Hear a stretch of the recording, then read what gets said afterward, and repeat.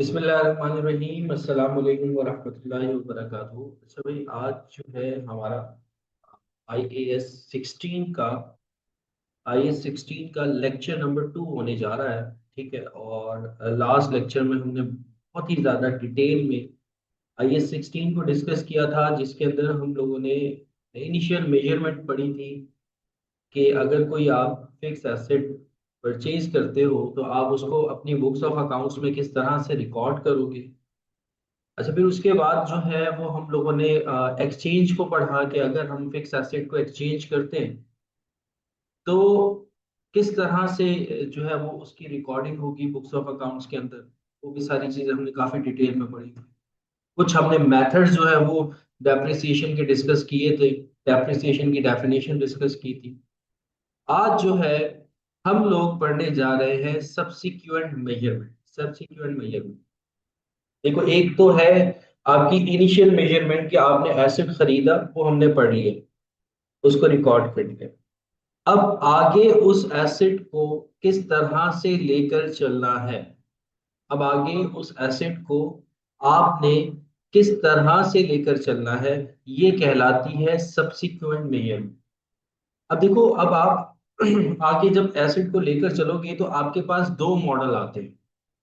एक मॉडल होता है कॉस्ट मॉडल और एक होता है रीवैल्यूएशन मॉडल। एक आपके पास मॉडल आ जाता है कॉस्ट मॉडल और एक आपके पास मॉडल आता है रीवैल्यूएशन मॉडल। स्टैंडर्ड आपको अलाउ करता है कि आप चाहो तो आगे कॉस्ट मॉडल को भी परस्यू कर सकते हो और आप चाहो तो आप रीवैल्यूएशन मॉडल पर भी जा सकते हो। दोनों आपकी मर्जी है, ठीक है।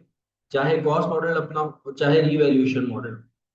इनिशियल मेजरमेंट कैसे होती है, वो कॉस्ट मॉडल पे ही होती है। इनिशियल मेजरमेंट आपकी किस पे होती है, कॉस्ट मॉडल। अब आपके पास ऑप्शन होता है, either you go with cost model और you can shift on revaluation. ठीक है, अब हम पढ़ेंगे कि रीवैल्यूएशन मॉडल क्या होता है। रीवैल्यूएशन मॉडल किसे कहते हैं।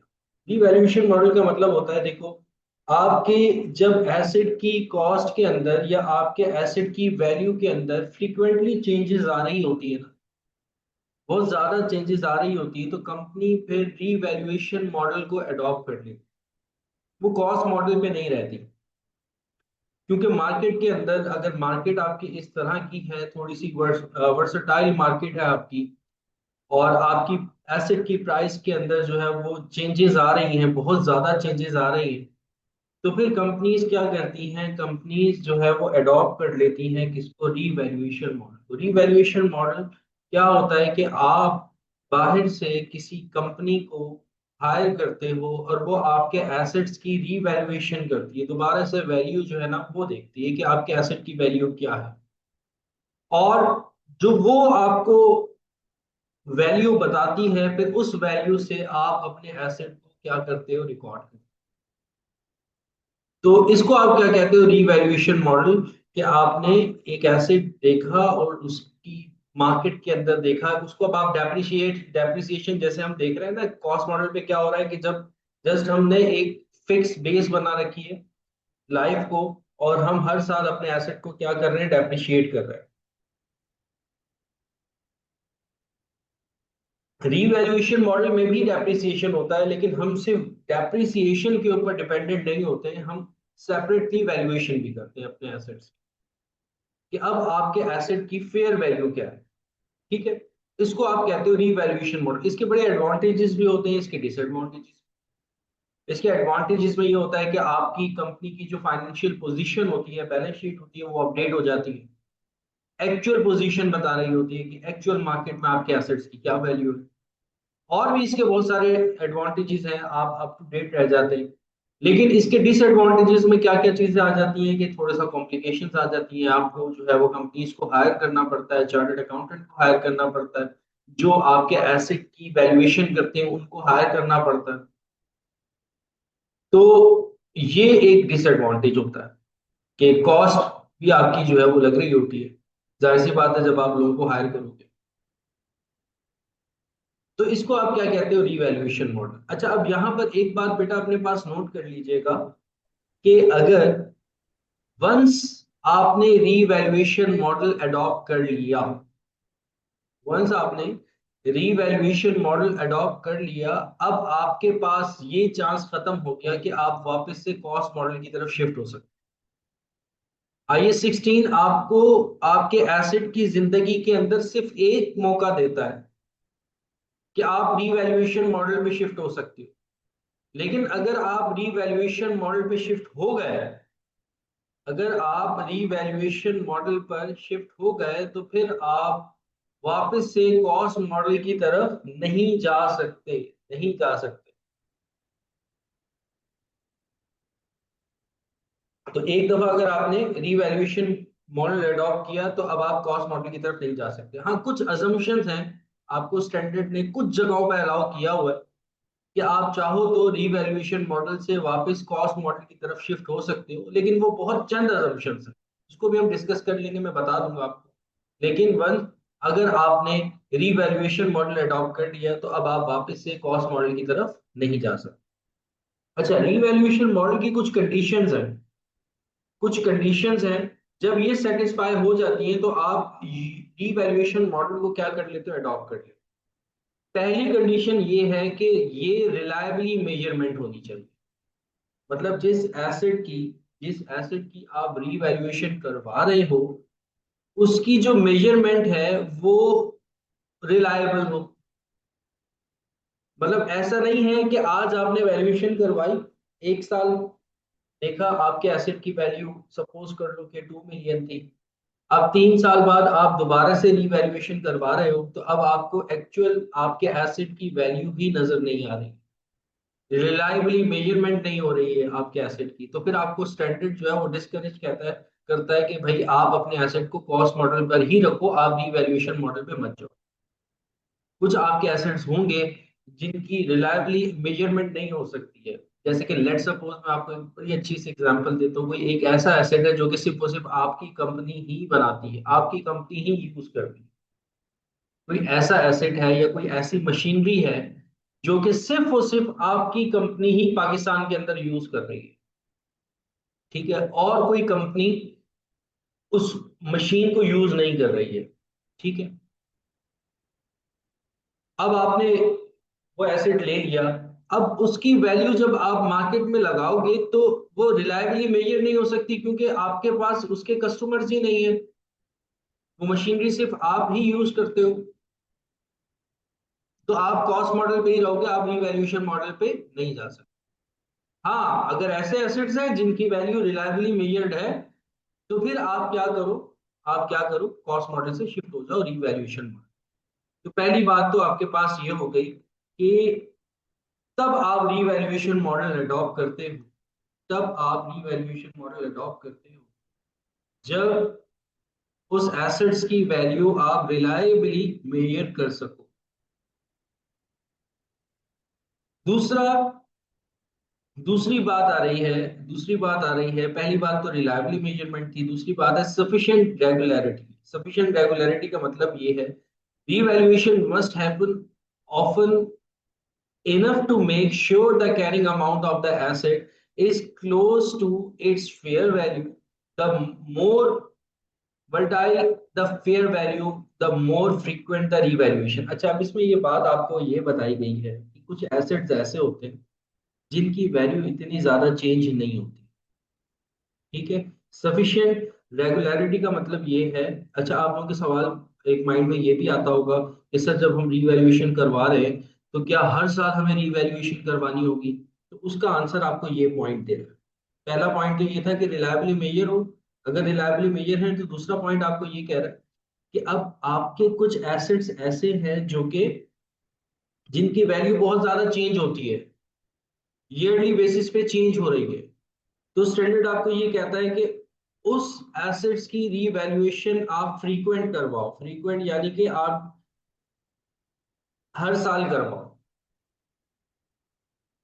और कुछ एसेट्स ऐसे हैं जिनकी वैल्यू इतनी ज्यादा चेंज नहीं हो रही, वो जो आपकी कैरिंग अमाउंट है और जो आपके एसेट्स की फेयर वैल्यू है, वो उनके दरमियान बहुत ज्यादा डिस्टेंस नहीं है, तो फिर ऐसे एसेट्स की रीवैल्यूएशन आप ईयरली बेसिस पे ना करवाओ, आप चाहो तो 3 साल बाद भी करवा सकते हो, 4 साल बाद भी करवा सकते हो। तो सफिशिएंट रेगुलरिटी का मतलब ये है कि रीवैल्यूएशन कब होगी। रीवैल्यूएशन तब होगी, वो डिपेंड करेगा आपके एसेट की नेचर पर। अगर बहुत ही ज्यादा वर्टाइल मार्केट है आपके एसेट की, तो आप उसको ईयरली बेसिस पे करवाओ, हर साल करवाओ उसकी वैल्यूएशन। और अगर आपका एसेट इतना ज्यादा फ्लक्चुएट नहीं करता उसकी फेयर वैल्यू, तो कोई जरूरत नहीं है रेगुलर बेसिस पे करवाने की, ईयरली बेसिस पे करवाने की। आप चाहो तो उसको 3 साल बाद भी करवा सकते हो, 4 साल बाद भी, कोई मसला नहीं। तो यहाँ पे आपको एक स्टैंडर्ड ने कंडीशन आपको ये बताई। लास्ट कंडीशन उसने आपको ये बताई है class wise application. Class wise application, तीन कंडीशंस थी रिवैल्यूएशन मॉडल, और लास्ट कंडीशन है हमारे पास क्लास वाइज एप्लीकेशन। स्टैंडर्ड ने आपको ये कहा कि अगर आप किसी एसेट की वैल्यूएशन करवा रहे हो, तो वो एसेट जिस क्लास के अंदर एग्जिस्ट करता है, उस पूरी क्लास की वैल्यूएशन होगी, उस स्पेसिफिक एसेट की वैल्यूएशन नहीं होगी। तो समझ में नहीं आई बात? देखो, मेरी कंपनी है और मेरी कंपनी के अंदर जो है वो मेरे पास काफी सारी व्हीकल्स हैं। ऑलमोस्ट मेरे पास जो है वो सपोज कर लो कि 10 व्हीकल्स हैं। 10 व्हीकल्स हैं, जिनमें ट्रक भी है, जिनमें बसेस भी हैं, जिनमें कार भी है। तो 10 के करीब व्हीकल्स है मेरे पास कंपनी के अंदर। अब जब मैं व्हीकल की वैल्यूएशन करवा रहा हूं, तो स्पेसिफिक किसी कार की वैल्यूएशन नहीं करवाऊंगा, मैं उन 10 की 10 व्हीकल की जो है वैल्यूएशन करवाऊंगा। जैसे अगर मेरी कंपनी है और मेरे पास जो है वो 3 बिल्डिंग्स हैं, एक बिल्डिंग जो है वो मेरी कराची के अंदर है, एक बिल्डिंग जो है वो मेरी इस्लामाबाद के अंदर है, और एक बिल्डिंग जो है वो मेरी सपोज कर लो कि मुल्तान के अंदर है। तो अगर मैं बिल्डिंग की वैल्यूएशन करवा रहा हूं, तो स्टैंडर्ड आपको ये कहता है कि आपने सिर्फ और सिर्फ ऐसा नहीं हो सकता कि सिर्फ कराची वाली बिल्डिंग की वैल्यूएशन करो, आपने उस स्पेसिफिक क्लास की कंप्लीट वैल्यूएशन करवानी है। फिर आपने उस मुल्तान में जो बिल्डिंग है उसकी भी करवानी है, जो इस्लामाबाद में बिल्डिंग है उसकी भी करवानी है। मतलब अगर आप ये देखो, यहाँ पे लिखा हुआ है, if you revalued one asset, you must re-evaluate the entire class of the asset. आपने उस पूरी क्लास की क्या करवानी है, रीवैल्यूएशन करवानी है। सिर्फ ऐसा पॉसिबल नहीं है कि आप सिर्फ एक एसेट की वैल्यूएशन करवाकर साइड पे हो रहे हो, आपको कंप्लीट उस क्लास की वैल्यूएशन करवानी होगी। और जब भी फिर आगे वैल्यूएशन करवाओगे, तो उसी कंप्लीट क्लास की ही क्या होगी, वैल्यूएशन होगी। तो ये हमारे पास बेटा कुछ कंडीशंस थी वैल्यूएशन की, कि पहली बात तो है कि आपने वैल्यूएशन तब करवानी है कि उस एसेट्स की वैल्यू जो है वो रिलायबली मेजर्ड हो, इजीली कैलकुलेट हो सकती हो। ठीक है। दूसरा, सफिशिएंट रेगुलरिटी हो। सफिशिएंट रेगुलरिटी का मींस का मतलब ये है कि एसेट की नेचर के ऊपर डिपेंड करेगा कि उसकी वैल्यूएशन कब कब होगी। अगर कोई ऐसा एसेट है जिसकी जिसकी वैल्यू जो है वो फ्रिक्वेंटली चेंज होती है, तो उसकी आपने ईयरली बेसिस पर जो है वो वैल्यूएशन करवानी है। और अगर कोई ऐसा एसेट है जिसकी वैल्यू फ्रिक्वेंटली चेंज नहीं होती है, बहुत अरसा लगता है, तो फिर आप चाहो तो उसकी 2 साल बाद, 3 साल बाद या 4 साल भी बाद भी वैल्यूएशन करवाओगे, लेकिन वैल्यूएशन लाजमी करवाओगे। वंस अगर आप इंटर हो गए रीवैल्यूएशन मॉडल पे, तो अब आप हमेशा रीवैल्यूएशन मॉडल पर ही रहोगे। अच्छा, यहाँ तक बेटा आप लोगों का कोई सवाल हो तो मुझसे पूछो, नहीं तो फिर हम पूछी नहीं जा सकती बेटा, ये कॉस्ट मॉडल पर नहीं आ सकते, लाइक एनी स्पेसिफिक रीजन। देखो बेटा, उसकी उसकी उसकी वजह क्या है, कॉस्ट मॉडल पे आप बताओ क्यों नहीं आ सकते हो। देखो, एक अकाउंटिंग के अंदर एक टर्म है कंसिस्टेंसी। कंसिस्टेंसी कि अगर आपने एक चीज अडॉप्ट कर ली, तो फिर आप उसी चीज के ऊपर ही अडॉप्ट। देखो, आपकी जो कंपनी होती है ना, सिर्फ और सिर्फ उस कंपनी के अंदर आपका शेयर नहीं होता है, आपकी कंपनी के अंदर लोगों की इन्वेस्टमेंट्स होती है, शेयर होल्डर्स की इन्वेस्टमेंट होती है। ठीक है। तो ऐसा तो कंपनी क्या करे, आज रीवैल्यूएशन मॉडल अडॉप्ट करे, अगर उसको नजर आ रहा है कि लेट्स सपोज उसके एसेट की वैल्यू कम हो रही है, तो वो रीवैल्यूएशन मॉडल अडॉप्ट करेगा। रीवैल्यूएशन मॉडल से ही क्या होगा कि जो आपका एसेट है वो डेप्रिशिएट भी होता है, उसका डेप्रिसिएशन एक्सपेंस भी रिपोर्ट होता है फाइनेंशियल स्टेटमेंट के अंदर। तो अगर आप रिवैल्यूएशन मॉडल से वापस कॉस्ट मॉडल पे जाओगे तो फिर डेप्रिसिएशन क्या हो जाएगा, चेंज हो जाएगा। रिवैल्यूएशन मॉडल में रहोगे तो कुछ डेप्रिसिएशन आ रहा होगा, तो चेंजिंग आ रही होगी आपकी फाइनेंशियल स्टेटमेंट के अंदर। और इस चेंजिंग के अंदर आप बहुत सारे धोखे भी दे सकते हो अपने शेयर होल्डर्स। तो इस वजह से आपको बाउंड करता है स्टैंडर्ड के, भाई आपने अगर एक मॉडल अडॉप्ट कर लिया है तो फिर आपने उसी मॉडल पर ही रहना है, बार बार चेंज नहीं करना। सिर्फ आपकी इन्वेस्टमेंट नहीं है, आपके साथ लोगों की इन्वेस्टमेंट्स है। आप पब्लिक लिमिटेड कंपनीज में काम कर रहे हो।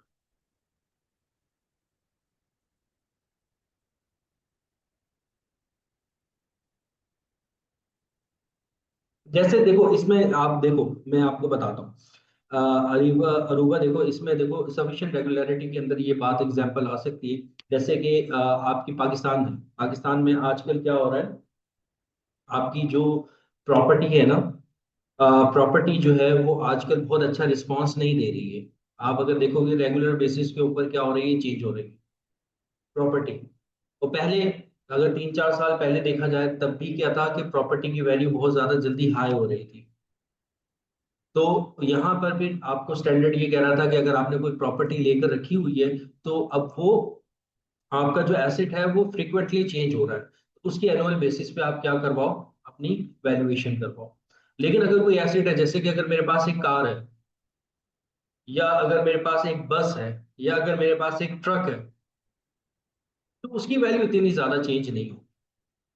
तो उसको आप चाहो, जैसे आपके मेरे पास एक लैपटॉप है, अब मेरे पास जो इक्विपमेंट है, मोबाइल फोन्स है, उनकी वैल्यू इतनी ज्यादा फ्रीक्वेंटली चेंज नहीं होती। तो स्टैंडर्ड आप एसी है, इतनी ज्यादा चेंज नहीं होती। तो स्टैंडर्ड आपको ये कहेगा कि यार इसकी आपने वैल्यूएशन करवानी है, 2 साल बाद करवा लो, 3 साल बाद करवा लो, कोई मसला नहीं है। लेकिन कोई ऐसा एसेट है जिसके ऊपर बहुत ज्यादा इंपैक्ट आ रहा है, फ्रीक्वेंटली चेंज हो रहा है, आज आपने एसेट लिया वो 10 लाख रुपए का, और अगर आप 1 साल बाद देख रहे हो वो एसेट जो है वो 25 लाख का हो चुका है, तो जो आपकी फाइनेंशियल स्टेटमेंट्स के अंदर रिफ्लेक्ट कर रहा होगा वो 10 लाख से रिफ्लेक्ट कर रहा होगा, जो कि ट्रू एंड फेयर नहीं है। तो स्टैंडर्ड आपको कहता है कि अब आप उसको 25 लाख पे देखो। ये कंडीशन पेपर में पूछी नहीं जाती है, ये कंडीशन पेपर में पूछी नहीं जाती है, लेकिन आपको पता होनी चाहिए, ये जरूरी है। ठीक है। और किसी का कोई सवाल हो? नहीं तो फिर हम आगे चलते हैं।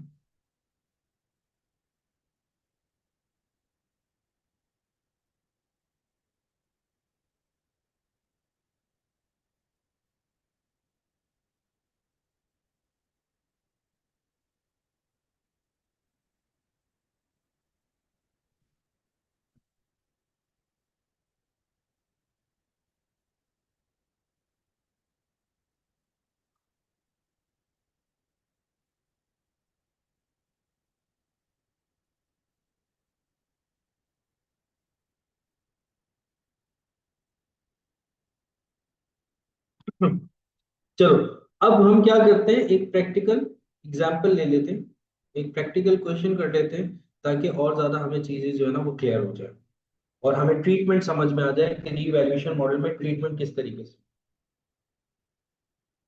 अब मैं ना एक क्वेश्चन ले रहा हूँ, उस उसी क्वेश्चन को मैं लेके चलूंगा आज की क्लास में, तो हमें रीवैल्यूएशन मॉडल जो है ना पूरा क्लियर हो जाएगा। अहमद, अगर आपने क्लास अभी ज्वाइन की है तो अब आप फोकस कीजिएगा, हमारा पहला क्वेश्चन ही स्टार्ट होने जा रहा है। ये तो कुछ मैंने आपको बातें बता दी, ये बातें एमसीक्यूज में पूछ सकता है कि रिवैल्यूएशन मॉडल से हम वापस कॉस्ट मॉडल की तरफ शिफ्ट हो सकते हैं, तो वहां पर आपने टिक करना होगा नहीं। या वो आपसे ये पूछ सकता है रिवैल्यूएशन मॉडल क्या हमें हर साल करवानी है, तो ऐसा कोई जरूरी नहीं है, ये डिपेंड करता है एसेट के ऊपर। आप 2 साल बाद, 3 साल बाद भी करवा सकते हो। हाँ, हम एक और स्टैंडर्ड पढ़ेंगे IAS 40 आगे चल के, उसमें रिवैल्यूएशन हर साल होती है। IAS 16 के अंदर रिवैल्यूएशन हर साल नहीं होती है। ठीक है, तो ये कुछ पॉइंट्स आप लोग अपने पास नोट डाउन कर लीजिएगा थ्योरी के। ये एग्जामिनर आपसे एमसीक्यूज वगैरह में टेस्ट कर सकता है, वो कंसेप्ट आपके क्लियर होने चाहिए। कंपनीज के अंदर जब आप लोग जाओगे तो आपको पता होना चाहिए। अच्छा, सपोज करिए अब मैं एक क्वेश्चन ले रहा हूँ, एक एग्जांपल लेते हैं, और उसी एग्जांपल को हम क्या करेंगे, सॉल्व करेंगे, और उसके अंदर हमें सारी चीजें पता लग जाएंगी कि इसका इसका ट्रीटमेंट क्या क्या होगा। ठीक है। सपोज करो कि एक एसेट है, हम मशीनरी ले लेते हैं। मशीनरी ले लेते हैं, मशीनरी है, और मशीनरी उसकी कॉस्ट जो है वो है, हम सपोज कर लेते हैं 1 मिलियन है। तो उस मशीनरी की जो कॉस्ट है वो है 1 मिलियन। अच्छा, फिर हम सपोज करते हैं कि जो उस एसेट की यूजफुल लाइफ है, मशीनरी की यूजफुल लाइफ है,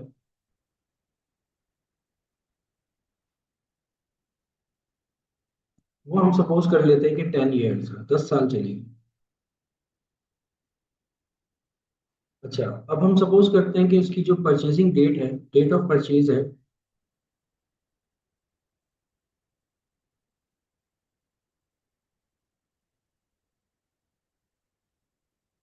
वो सपोज करते हैं कि जनवरी 1 है 2010। जनवरी 1 2010 में हमने उसको क्या किया, परचेज। और फिर उसके बाद हमने क्या किए, फर्स्ट रीवैल्यूएशन की। फर्स्ट रीवैल्यूएशन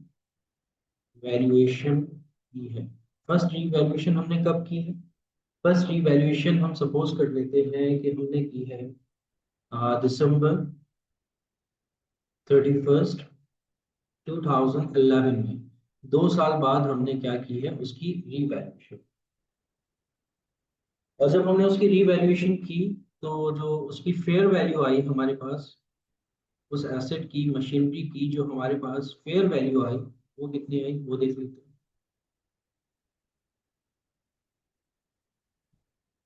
उसकी फेयर वैल्यू आ गई 1.5 मिलियन, यानी कि 15 लाख। ये क्वेश्चन है। अब इसको सर, इसका ट्रीटमेंट आप बताएं कि इसकी ट्रीटमेंट क्या होगा, किस तरीके से रिवैल्यूएशन मॉडल को अडॉप्ट किया जाएगा। देखो अभी ये क्या है कि आप सब्सिक्वेंट, पहले तो आपके पास क्या होगा, इनिशियल मेजरमेंट होगी कि आपने मशीनरी को क्या किया है, बाय किया है। अब जब मेरे बच्चों आपने मशीनरी को बाय किया है, कब बाय किया है, January 1 2010 में। तब आप क्या करोगे, सिंपली मशीनरी को डेबिट कर दोगे और कैश को क्या कर दोगे, क्रेडिट कर दोगे। हाँ, सबसे पहले तो आप क्या करोगे, January 1 को 2010 में मशीनरी को आपने बाय किया है, तो आप सिंपल, आप एक एंट्री अपने पास बनाओगे, मशीनरी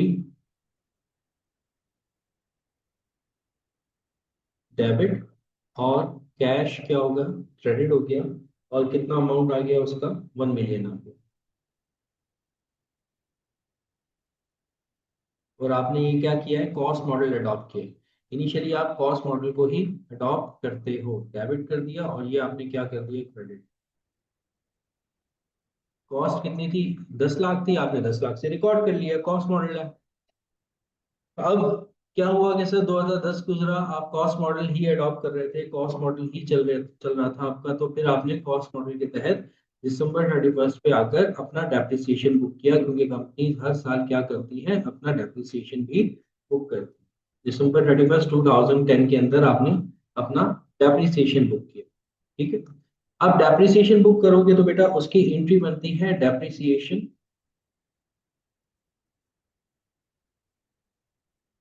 डेप्रिसिएशन एक्सपेंस आपका डेबिट होता है। और एक्यूमुलेटेड डेप्रिसिएशन या अलाउंस फॉर डेप्रिसिएशन आप क्या कर देते हो, क्रेडिट कर देते हो।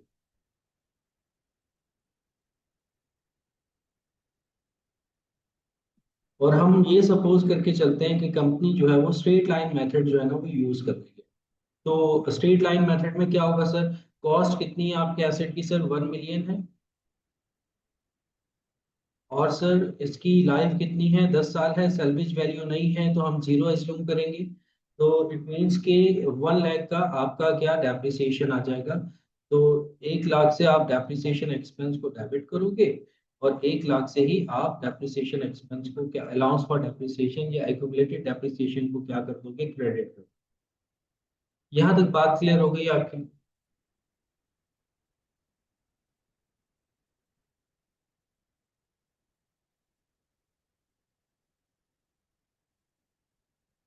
ठीक है, ठीक है। आवाज का मसला आ रहा है? मेरी आवाज कम आ रही है क्या? ठीक है, ठीक है, हैंड फ्री यूज कर लिया करो, ज्यादा अच्छा, हैंड फ्री यूज कर लिया करो। अच्छा, अब क्या होने जा रहा है, अब क्या होने जा रहा है कि आप दिसंबर 31 2011 में क्या कर रहे हो, रीवैल्यूएशन कर रहे हो। क्या कर रहे हो, रीवैल्यूएशन कर रहे हो। तो बिफोर रीवैल्यूएशन आप अपना सिंपली क्या करो, डेप्रिसिएशन बुक करो, जैसे आप करते हो। अभी तो रीवैल्यूएशन दिसंबर 31 को हो रही है, दिसंबर 31 को आपने डेप्रिसिएशन भी रिकॉर्ड करना है, क्योंकि हर ईयर के एंड पे आपने क्या करना है, डेप्रिसिएशन रिकॉर्ड करना है। तो अब आप दिसंबर 31 को पहले क्या कर लो, डेप्रिसिएशन बुक कर लो, कॉस्ट मॉडल पे ही एंट्री बनेगी आपकी डेप्रिसिएशन एक्सपेंस डेबिट,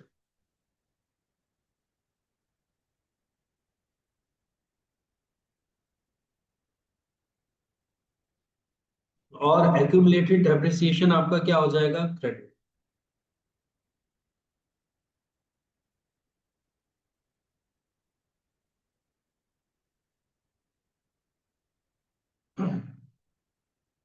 और उसका भी अमाउंट कितना आ जाएगा सर, 1 लाख आ जाएगा, क्योंकि स्ट्रेट लाइन मेथड है। वो स्ट्रेट लाइन मेथड में डेप्रिसिएशन क्या रहता है, फिक्स रहता है। ये सर हमने एंट्री बना ली। और अब हम अपने एसेट्स को क्या करने जा रहे हैं, रीवैल्यूएशन करने जा रहे हैं। अब अपने एसेट्स की क्या करने जा रहे हैं, रीवैल्यूएशन। बेटा अब यहाँ पर फोकस कीजिएगा सारे बच्चे, अब यहाँ पर फोकस कीजिएगा, रीवैल्यूएशन होगी तो किस तरह से होगी, क्या वर्किंग होगी, क्या वर्किंग होगी। अगर आप रीवैल्यूएशन करने जा रहे हो तो उसकी क्या वर्किंग। सबसे पहले स्टैंडर्ड आपको ये कहता है कि जब भी रिवैल्यूएशन होगी तो आपने अपने एसेट को बुक वैल्यू पर लेकर आ जाना है। आपने अपने एसेट को नेट बुक वैल्यू पर या कैरिंग वैल्यू पर लेकर आ जाना है। मतलब क्या आपने अपने एसेट का, आपने अपने एसेट का क्या करना है, आपने अपने एसेट का क्या करना है, कैरिंग वैल्यू निकालनी है। अच्छा जी सर, कैरिंग वैल्यू निकाल लेते हैं। कैरिंग वैल्यू कैसे निकलती है, कैरिंग वैल्यू निकालने का तरीका कार प्रोसीजर ये होता है कि सर आप क्या करते हैं, अपने एसेट की कॉस्ट लिखते हैं। सर कॉस्ट जो है वो हमारी 1 मिलियन थी, और उसमें से जितना भी डेप्रिसिएशन होता है उसको हम क्या कर देते हैं, माइनस कर देते हैं। ये स्टेप नंबर 1 है। स्टेप नंबर 1, बिफोर रीवैल्यूएशन आप क्या करोगे, अपने एसेट की बुक वैल्यू कैलकुलेट करो। आप इसमें से अपना एक्यूमुलेटेड डेप्रिसिएशन माइनस कर दोगे। एक्यूमुलेटेड डेप्रिसिएशन मींस कि जितना भी डेप्रिसिएशन है पिछला, वो सारा का सारा क्या कर दोगे, माइनस। तो सर पिछला जितना भी डेप्रिसिएशन था वो 2 साल का था, यानी कि 2 लाख, हर साल का 1 1 लाख आ रहा था, यानी कि 2 लाख का सर हमारा डेप्रिसिएशन था। वो हम क्या कर देंगे, माइनस कर देंगे। तो सर हमारी एसेट की क्या आ जाएगी, सर बुक वैल्यू आ जाएगी। हमारे एसेट की क्या आ जाएगी, बुक वैल्यू, या इसको आप कैरिंग वैल्यू भी कहते हो, नेट बुक वैल्यू भी कहते हो। एसीसी की बुक्स में book value, net book value लिखा हुआ होता है। तो कुछ एसीसी के स्टूडेंट्स हैं तो उनके लिए मैंने नेट बुक वैल्यू लिख दिया, और जो आईसीएमए के स्टूडेंट्स हैं वो ज्यादातर इसको कैरिंग वैल्यू कह रहे होते हैं। बात दोनों की एक ही है, ठीक है।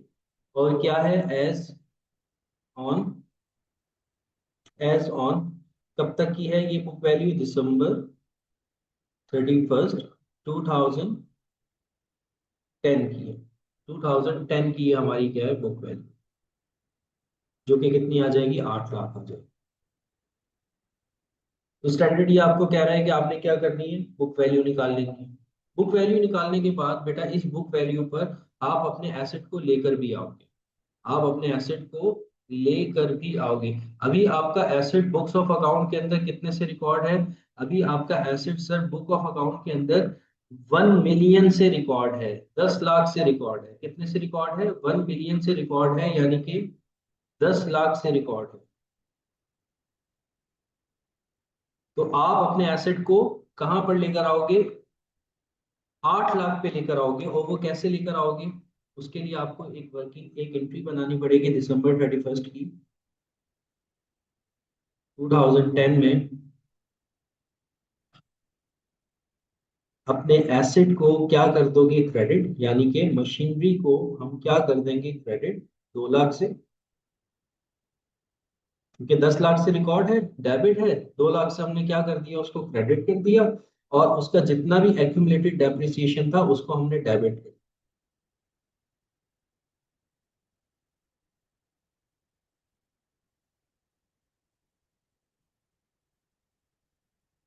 तो अब आपका एसेट किस पर आ चुका है, बुक वैल्यू पर आ चुका है। अब आपका एसेट कैरिंग वैल्यू पर या बुक वैल्यू पे आ चुका है। ये डेबिट वो कितना था सर, 10 लाख से था, 2 लाख से हमने उसको क्रेडिट कर दिया, मीन्स के अब हमारा एसेट जो है वो कितना हो चुका है, 8 लाख का हो चुका है। ठीक है, तो ये आपने क्या करना है हमेशा, बिफोर रिवैल्यूएशन ये आपकी एंट्री बनेगी, बिफोर, इसको याद नहीं यार,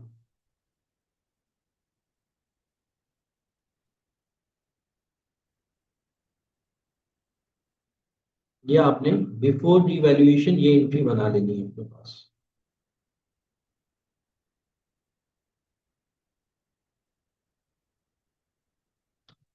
अब क्योंकि आपका एसेट 8 लाख का हो चुका है, अब आप देखोगे आपके एसेट की फेयर वैल्यू क्या है, आपके एसेट की फेयर वैल्यू क्या है, और वो कितनी है, 15 लाख है। अब इस बुक वैल्यू में से आप लेस कर पाओगे फेयर वैल्यू, तो आपको पता लग जाएगा आपके एसेट में कितना इंक्रीज आया, आपके एसेट में कितना इंक्रीज आया है।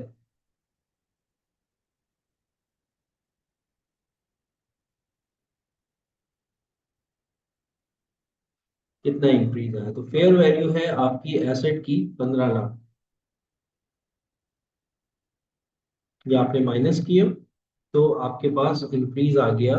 इस इंक्रीज को आप कहोगे, इंक्रीज आ रहा है ना, आपके एसेट की वैल्यू 8 लाख थी, 8 लाख से जब आपने फेयर वैल्यू कैलकुलेट किए तो वो कितनी हो चुकी है, 15 लाख हो चुकी है। मीन्स के आपके एसेट के अंदर रीवैल्यूएशन हुई है और आपको रीवैल्यूएशन पर सरप्लस हुआ है, रीवैल्यूएशन सरप्लस, जो कि कितना हुआ है, 7 लाख का हुआ।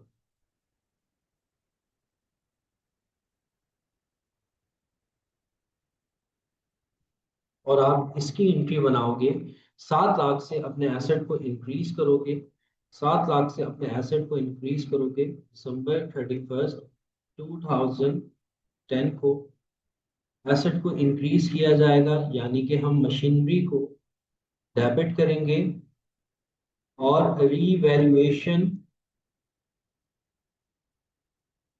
सरप्लस को हम क्या कर देंगे, क्रेडिट, रीवैल्यूएशन सरप्लस को हम क्या कर देंगे, क्रेडिट कर देंगे, किस अमाउंट से, 7 लाख से। तो बस एक बात याद रखिएगा कि हमेशा हमेशा हमेशा रीवैल्यूएशन सरप्लस जो निकलता है वो बुक वैल्यू और फेयर वैल्यू के कंपैरिजन से निकलता है, बुक वैल्यू और फेयर वैल्यू के कंपैरिजन से निकलता है, हमेशा बुक वैल्यू और फेयर वैल्यू के कंपैरिजन से निकलता है। तभी मैंने अपने एसेट की क्या निकाली है, बुक वैल्यू निकाली है, फिर उसमें से फेयर वैल्यू को माइनस किया। कभी ये मत गलती कर दीजिएगा कि आप कॉस्ट में से अपनी फेयर वैल्यू माइनस कर रहे हो और फिर रिवैल्यूएशन सरप्लस रिकॉर्ड कर रहे हो, नहीं। हमेशा बुक वैल्यू और फेयर वैल्यू के दरमियान का जो डिफरेंस होता है वो आपका क्या होता है, रिवैल्यूएशन सरप्लस। यहां तक बेटा कोई क्वेश्चन हो किसी का तो मुझसे पूछो।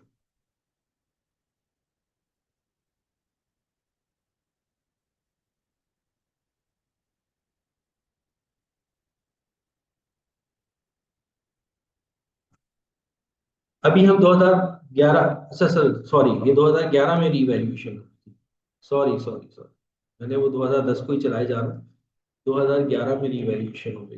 डेप्रिसिएशन भी हमने 2011 में रिकॉर्ड किया था, दूसरा वाला बिफोर रिवैल्यूएशन जो हम अपने एसेट को बुक वैल्यू पे लेकर आए वो भी 2011 के अंदर लेकर आए, और जो सरप्लस जो हमने रिकॉर्ड किया वो भी 2011 में किया, ठीक है। यहाँ तक बेटा किसी का कोई सवाल है, रिपीट कर दे, दोबारा से रिपीट कर दे, देखो जब भी रिवैल्यूएशन होगी, जैसे देखो आपने एसेट को बाय किया है कब, January 1 2010 में, और आप रिवैल्यूएशन कर रहे हो 2011 के अंदर जाकर, तो सबसे पहला काम आपने क्या करना है कि आपने ये जो टाइम डिफरेंस है ना, आपको एसेट को बाय करने से लेकर के रीवैल्यूएशन तक का जितना भी टाइम डिफरेंस है, इसके अंदर का आपने डेप्रिसिएशन कैलकुलेट कर ले। जैसे कि हमारे पास जो थे वो 2 साल थे, तो मैंने 2 साल का डेप्रिसिएशन कैलकुलेट, फिर 2 साल का डेप्रिसिएशन कैलकुलेट करने के बाद, यानी कि रीवैल्यूएशन जब आपके पास एग्जिस्ट कर रही है, उस टाइम का डेप्रिसिएशन आपने कॉस्ट में से माइनस करना है, और आपने नेट बुक वैल्यू को कंप्यूट कर लेना है कि आपके एसेट की वैल्यू क्या है, वो कितनी आ रही है, 8 लाख आ रही है। फिर उसमें से आप अपना जो भी रीवैल्यूएशन की फेयर वैल्यू होगी उसको आप माइनस करवाओगे। अगर तो इंक्रीज आ रहा है, अगर तो आपकी फेयर वैल्यू इंक्रीज हो रही है, जैसे कि हम यहाँ पर देख सकते हैं कि हमारे एसेट की जो बुक वैल्यू थी वो 8 लाख थी, और हमारे एसेट की फेयर वैल्यू जो है वो 15 लाख है। इट मींस के हमारे एसेट की वैल्यू इंक्रीज हुई है। अभी हम डिक्रीज की बात नहीं कर रहे हैं, we are talking about increase in fair value, ठीक है। तो अब अगर इंक्रीज होगा उसको हम कहते हैं रीवैल्यूएशन सरप्लस, क्लियर है। और बिफोर रीवैल्यूएशन आपको अपने एसेट को बुक वैल्यू पर लेकर आना है। इट मींस कि उसका जितना भी डेप्रिसिएशन है जो अब तक रिकॉर्ड हो चुका है उसको आप डेबिट करोगे और एसेट को क्रेडिट, और फिर जितना रिवैल्यूएशन सरप्लस आया है उस सरप्लस को आप रिकॉर्ड करोगे और आप उस एसेट को डेबिट करेंगे और रिवैल्यूएशन सरप्लस करेंगे। यहाँ तक बेटा सबको बात क्लियर होगी? Sir how did you got 2 lakh as accumulated depreciation? Nadia बेटा, 2 लाख जो डेप्रिसिएशन था, देखो मैंने आपको कहा कि जब आप रिवैल्यूएशन कर रहे हो उससे पिछला जितना भी डेप्रिसिएशन है, तो जनवरी 1 2010 में हमने एसेट को बाय किया है, तो 2010 का डेप्रिसिएशन 1 लाख, और 2011 का भी डेप्रिसिएशन कितना है, 1 लाख। तो टोटल आपका जो एक्यूमुलेटेड डेप्रिसिएशन हो गया वो कितना हो गया, 2 लाख हो गया।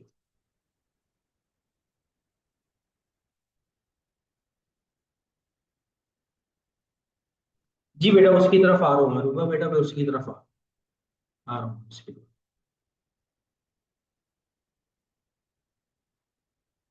यहाँ तक हो गया, ठीक है। ठीक है, अब ये तो सर हमने वर्किंग कर ली और हमने इसको रिकॉर्ड कर लिया। अब अगर आप लेट सपोज इसकी रिपोर्टिंग देखते हो, तो स्टैंडर्ड आपको रिपोर्टिंग के बारे में क्या बता, स्टैंडर्ड आपको रिपोर्टिंग के बारे में क्या बताता है? जब आप अपनी स्टेटमेंट ऑफ फाइनेंशियल पोजीशन बनाओगे, जब आप अपनी स्टेटमेंट ऑफ फाइनेंशियल पोजीशन बनाओगे,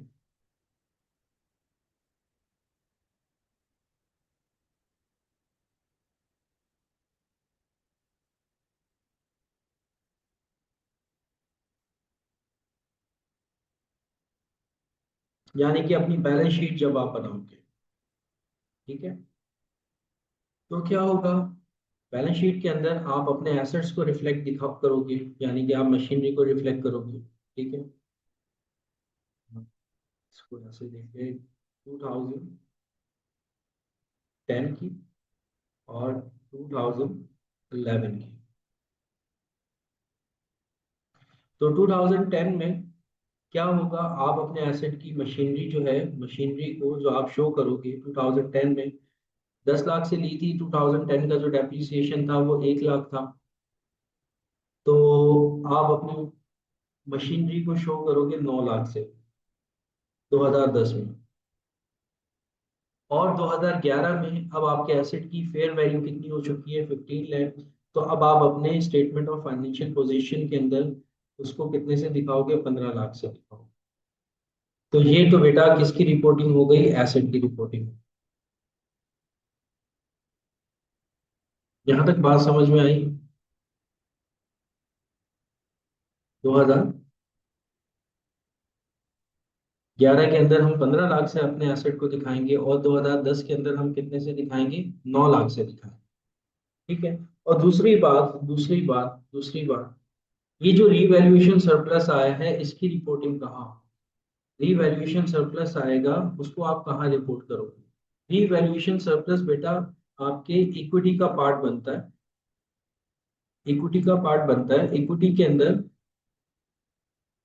इक्विटी के अंदर एक अकाउंट होता है जिसको हम कहते हैं other comprehensive income, other comprehensive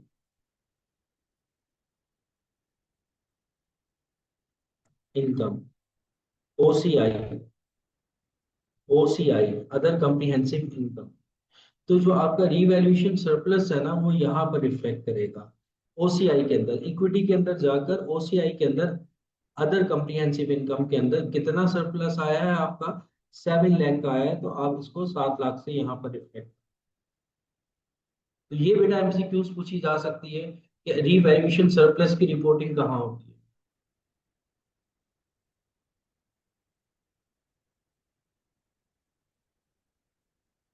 नहीं, 2011 का डेप्रिसिएशन बेटा आपने क्लोज कर दिया ना सारा का सारा बिफोर रीवैल्यूएशन। अभी हमने एंट्री बनाई है ना, बिफोर रीवैल्यूएशन मैंने आपको कहा कि आप क्या करोगे, अपने एसेट को बुक वैल्यू पर लेकर आओगे। उसमें क्या किया मेरे बच्चा, आपने जितना भी आपका डेप्रिसिएशन था वो आपने क्लोज कर दिया एसेट के अंदर। एक्यूमुलेटेड डेप्रिसिएशन को डेबिट किया है और मशीनरी को क्रेडिट किया है 2 लाख से। तो 2011 का कोई डेप्रिसिएशन रहा नहीं, एक्यूमुलेटेड डेप्रिसिएशन रहा नहीं।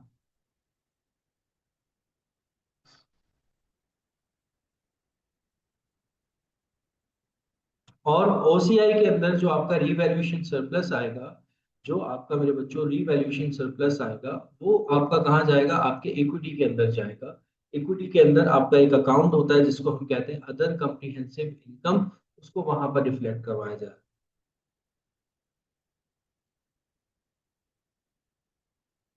यहाँ तक सबको बात क्लियर हो गई।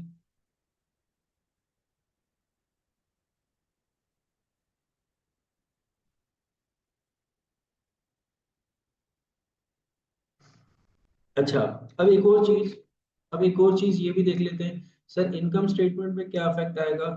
सर 7 लाख कैसे आया बुरहान, 7 लाख ऐसे आया, देखो ऊपर रिवैल्यूएशन सरप्लस कितना है, 7 लाख है। उसको हमने कहाँ लेकर चले गए, रिवैल्यूएशन सरप्लस कहाँ जाएगा, रिवैल्यूएशन सरप्लस हमेशा ओसीआई के अंदर जाएगा, यानी कि अदर कॉम्प्रिहेंसिव इनकम। और वो कितना लिख दिया मैंने, 7 लाख लिख दिया।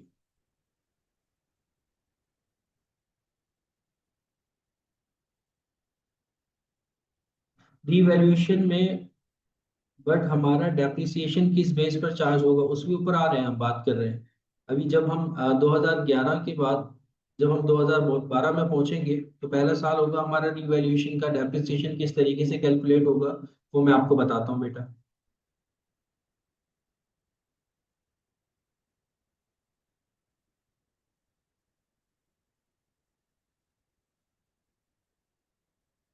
ठीक है जी, ठीक है जी, यहाँ तक बात हो गई क्लियर। यहाँ तक बात हो गई क्लियर सबको मेरे ख्याल में, है ना। अच्छा सर, साथ साथ आपने स्टेटमेंट ऑफ फाइनेंशियल पोजीशन यानी कि बैलेंस शीट की आपने अकाउंटिंग बता दी है हमें। सर साथ साथ प्लीज हमें statement of profit and loss की भी बता दें। स्टेटमेंट ऑफ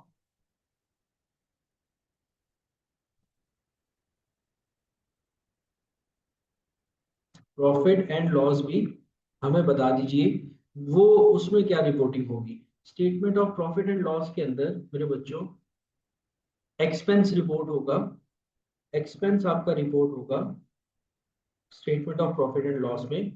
2010 में भी रिपोर्ट होगा और 2011 में भी रिपोर्ट होगा। 2010 का आपका जो डेप्रिसिएशन एक्सपेंस था वो कितना था, 1 लाख था, और 2011 का भी आपका जो डेप्रिसिएशन एक्सपेंस था वो कितना था, 1 लाख। ठीक है, तो यहाँ पर सर हम एक्सपेंस के अंदर अपना डेप्रिसिएशन एक्सपेंस बुक करेंगे।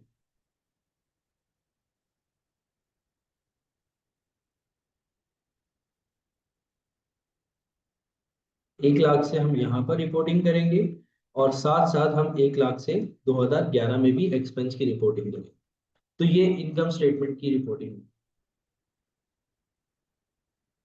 नहीं, एग्जाम में फाइनेंशियल स्टेटमेंट नहीं बनी होगी, एग्जाम में फाइनेंशियल स्टेटमेंट नहीं बनी होगी। जस्ट आपको ये कहेगा कि बैलेंस शीट में आप आपसे ये पूछेगा कि रीवैल्यूएशन सरप्लस कितना आया, वो आपको कैलकुलेट करना होगा। ठीक है, फिर वो आपसे ये भी पूछ सकता है कि रीवैल्यूएशन सरप्लस की रिपोर्टिंग कहाँ होती है, तो आपने बताना होगा कि ओसीआई के अंदर जाता है, अदर कम्प्रिहेंसिव इनकम में जाता है। वो आपसे ये भी पूछता है कि बैलेंस शीट के अंदर आप जो है वो अपने एसेट को किस अमाउंट से रिफ्लेक्ट करवाओगे, तो वो किस अमाउंट से रिफ्लेक्ट करवाओगे वो भी मैंने आपको बता दिया है। एसेट एक्सपेंस कितना रिपोर्ट होगा वो भी मैंने आपको बता दिया। ठीक है, तो इनमें से कोई भी चीज वो आपसे पूछ सकता है। बैलेंस शीट की रिपोर्टिंग आपसे पूछ सकता है, वो रिपोर्टिंग का अमाउंट आप निकाल के दोगे। वो आपसे प्रॉफिट एंड लॉस स्टेटमेंट की रिपोर्टिंग पूछ सकता है, वो आप निकाल के दोगे। ओसीआई की रिपोर्टिंग आपसे पूछ सकता है, वो बताओगे आप। डन है? आगे चले।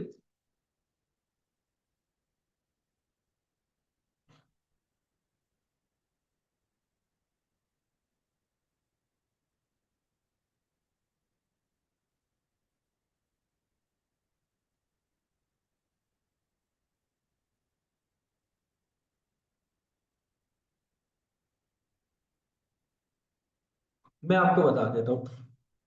देखो, मैं आपको बताता हूँ होता क्या है। जब आप अपनी फाइनेंशियल स्टेटमेंट्स बनाते हो ना, जब आप अपनी फाइनेंशियल स्टेटमेंट्स बनाते हो, जो मेन आपकी स्टेटमेंट्स होती है ना, वो तीन होती है। एक आपकी प्रॉफिट एंड लॉस स्टेटमेंट, एक आपकी state financial position, statement of financial position, जिसको आप बैलेंस शीट भी कहते हो,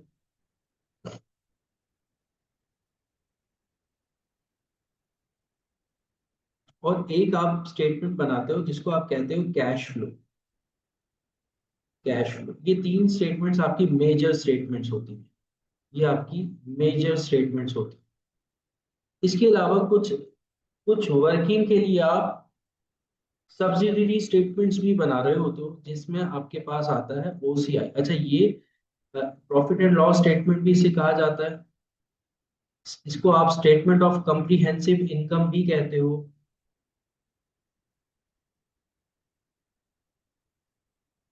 इनकम भी कहते हो। इसको आप इनकम स्टेटमेंट भी कहते हो। तो इसके बहुत सारे नाम हैं। मेन जो स्टैंडर्ड में नाम है वो statement of profit and loss है। इसको आप स्टेटमेंट ऑफ कम्प्रीहेंसिव इनकम भी कहते हो, और इनकम स्टेटमेंट भी कहते हो। ठीक है। फिर एक होती है बैलेंस शीट, इसको आप फाइनेंशियल पोजीशन भी कहते हो।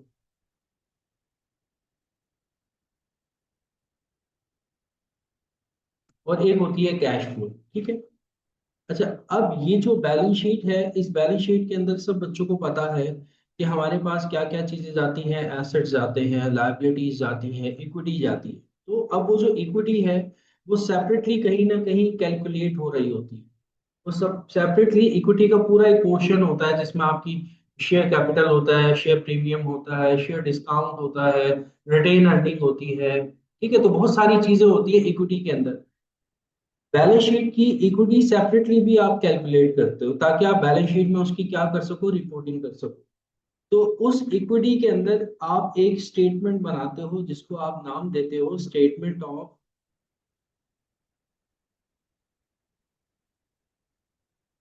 Other comprehensive income.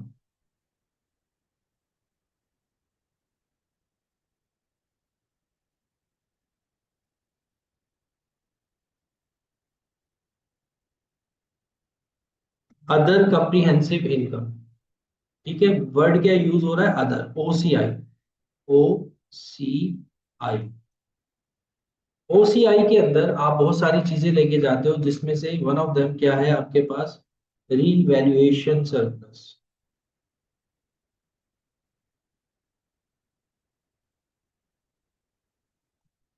जो भी अमाउंट होता है वो आप ओसीआई के अंदर लेके जाते हो। जैसे भी हमारे पास 7 लाख का है, वो हमारे पास कहाँ चला गया?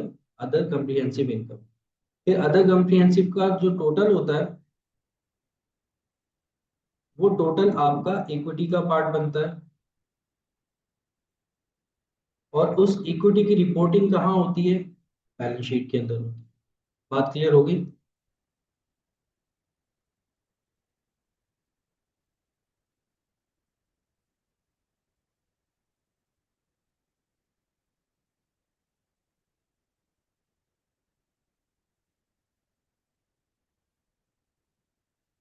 अब बात क्लियर हो गई। ओसीआई क्या है? बेसिकली इक्विटी का एक पार्ट है। अदर कम्प्रीहेंसिव इनकम स्टेटमेंट एक अलग तरीके से बनती। ठीक है। उसमें आप क्या लेके जाते हो, रिवैल्यूएशन सरप्लस लेके जाते हो, और फिर उसका टोटल करके आप कहाँ रिपोर्ट कर देते हो, इक्विटी के अंदर रिपोर्ट कर देते हो। अच्छा, स्टूडेंट्स तो कंफ्यूज होते हैं ना, स्टूडेंट्स तो कंफ्यूज होते हैं नॉर्मली। एक कम्प्रीहेंसिव इनकम हमारे पास यहाँ पर भी आ रही है, और एक कम्प्रीहेंसिव इनकम हमारे पास यहाँ पर भी आ रही है, जो कि इक्विटी के अंदर जा रही है। तो ये बेटा जो कम्प्रीहेंसिव इनकम है, ये स्टेटमेंट ऑफ कम्प्रीहेंसिव इनकम, ये जो है आपकी स्टेटमेंट ऑफ कम्प्रीहेंसिव इनकम है। और ये जो है statement of other comprehensive income. तो इसको मिक्स मत कीजिएगा, ये तो आपकी इनकम स्टेटमेंट है, ये तो आपकी प्रॉफिट एंड लॉस स्टेटमेंट है, जिसमें आप अपने एक्सपेंसेस और रेवेन्यूज को लेके जा रहे हैं। और ये जो है ये आपकी statement of other comprehensive income है, जो कि बेसिकली इक्विटी का पार्ट होती है। और जो भी उसका टोटल होता है वो कहाँ जाता है, इक्विटी के अंदर जाता है। इक्विटी के अंदर और भी बहुत सारी चीजें जाती हैं, जैसे कि रिटेन अर्निंग, जैसे कि हमारे पास शेयर कैपिटल हो गया, पेड अप कैपिटल हो गया, शेयर प्रीमियम हो गया। तो ये सारी चीजें हमारी इक्विटी के अंदर जा रही होती है। क्लियर है बेटा?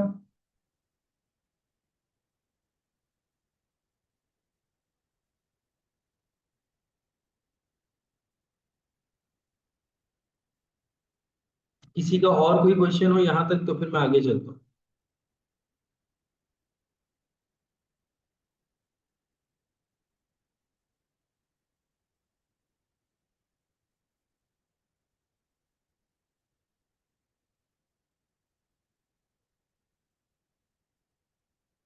रूप और अरूपा बेटा, आप दोनों को क्लियर हो गई बातें? आप लोगों के क्वेश्चंस थे।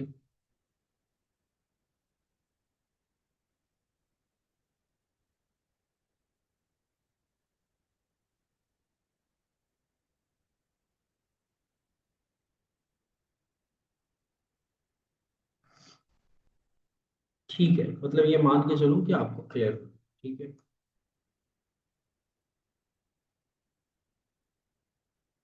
तो सर ये हो गया, हमें कुछ पॉइंट्स जो आपको नोट करने हैं वो ये नोट करने हैं कि एक तो रीवैल्यूएशन सरप्लस कहाँ रिपोर्ट होगा, रीवैल्यूएशन सरप्लस ओसीआई के अंदर जाएगा, और ओसीआई हमारी कहाँ जाती है, बैलेंस शीट के अंदर।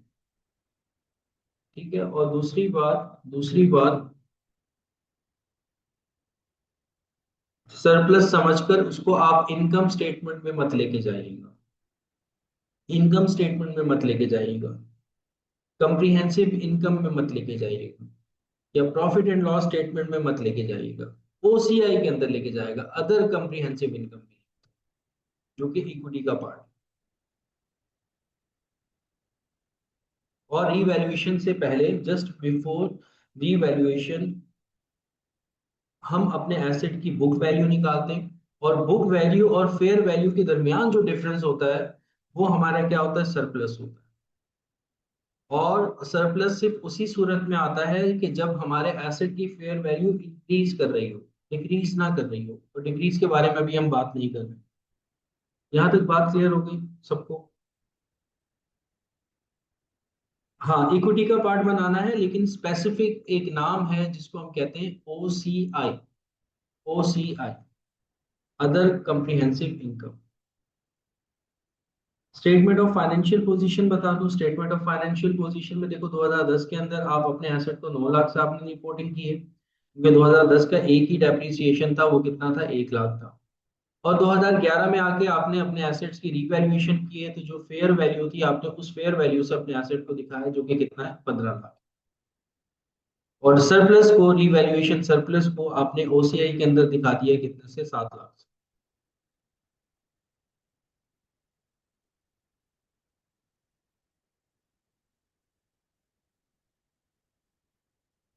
ठीक है। अच्छा, अब थोड़ा सा आगे चलते हैं बेटा, क्वेश्चन के अंदर थोड़ा सा और चेंज लेकर आते हैं। क्वेश्चन के अंदर हम थोड़ा सा और चेंज लेकर आते हैं। सपोज करो, क्योंकि अब हम रीवैल्यूएशन पे आ गए हैं, तो रीवैल्यूएशन मॉडल आपको ये कहता है कि अब आपने अपने एसेट की रीवैल्यूएशन करवानी है। एक दफा आपने करवा ली, तो अब आपने दोबारा भी करवानी है। अब मैं सेकंड रीवैल्यूएशन दोबारा से कर रहा हूँ। सेकंड रीवैल्यूएशन दोबारा से कर रहा हूँ, और सेकंड रीवैल्यूएशन में कर रहा हूँ, सपोज कर लो कि दिसंबर 31 2000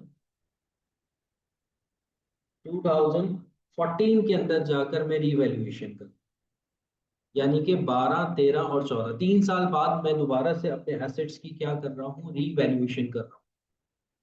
ठीक है।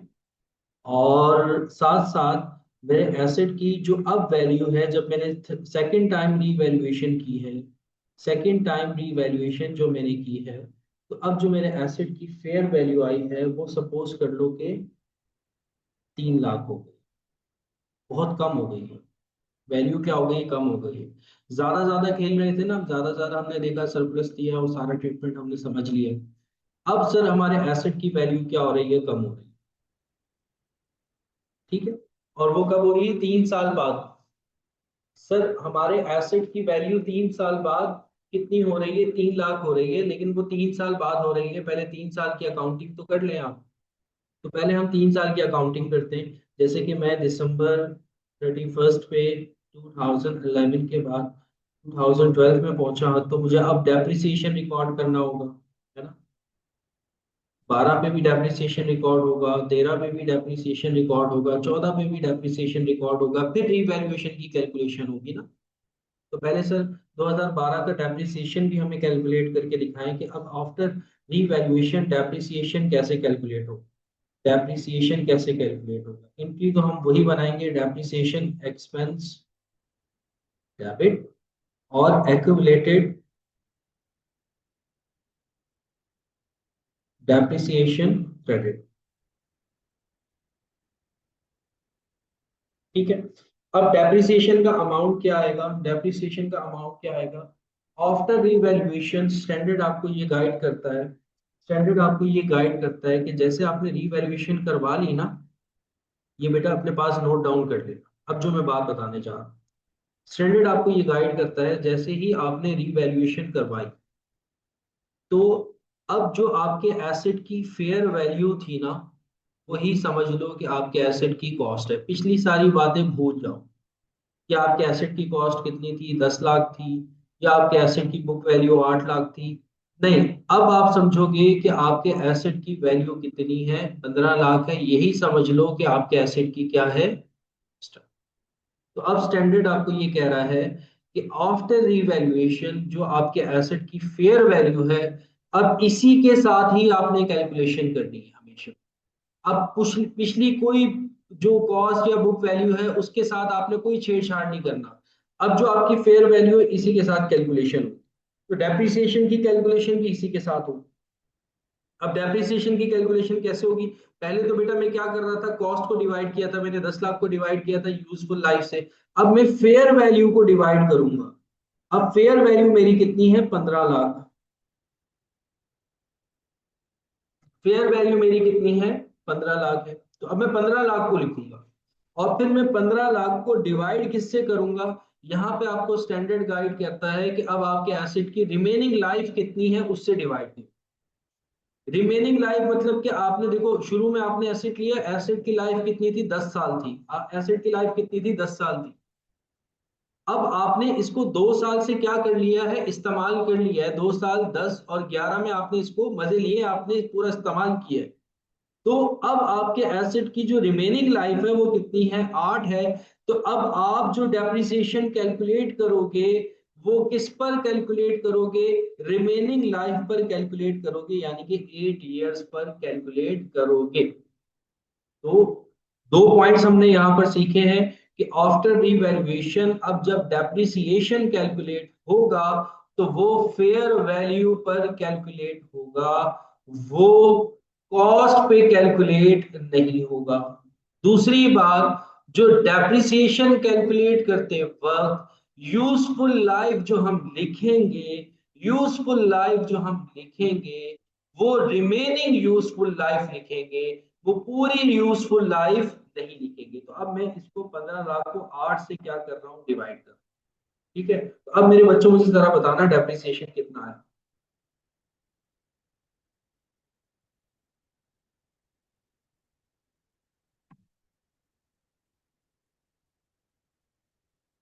3,75,000, 3,75,000 पक्का। ये यार,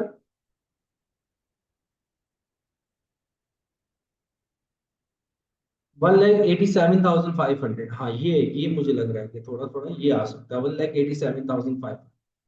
तो डेबिट जो मैं करूंगा एक्सपेंस वो कितना करूंगा, 1,87,500। और क्रेडिट में एक्यूमुलेटेड डेप्रिसिएशन 1,87,500। ठीक है, तो बेटा यहाँ पर मैंने आपको दो बातें बताई हैं कि after revaluation, after after revaluation, after revaluation use fair value in depreciation calculation।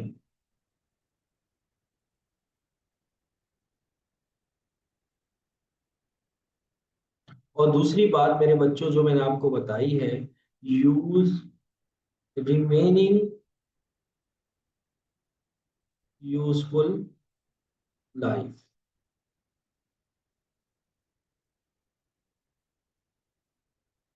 ठीक है जी, सबको बात क्लियर है यहाँ तक?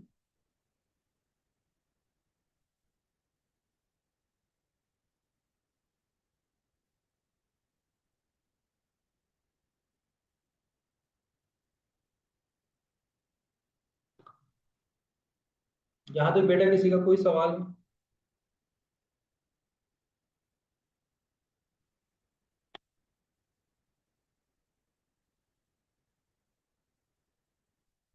ठीक हो गया, ठीक हो गया। Sir this entry is for before second time revaluation, जी बिल्कुल बिल्कुल। अभी सेकेंड टाइम रीवैल्यूएशन तो अभी बहुत दूर पड़ी है, अभी हमने 2012 की वर्किंग की है। और सेकेंड टाइम रीवैल्यूएशन कब हो रही है, 2014 में हो रही है। तो अभी हम 13 पे भी जाएंगे, फिर उसके बाद 14 पे जाएंगे। अभी हम 14 पे जाएंगे तो फिर वो जितना भी डेप्रिसिएशन होता था ना, हम अपने एसेट को बुक वैल्यू पे क्लोज करते थे, वो भी आगे चल के करेंगे जब हम 2014 पे जाएंगे। अच्छा, अब एक और चीज बेटा, ये सुनो जरा। सर लेट्स सपोज अगर हम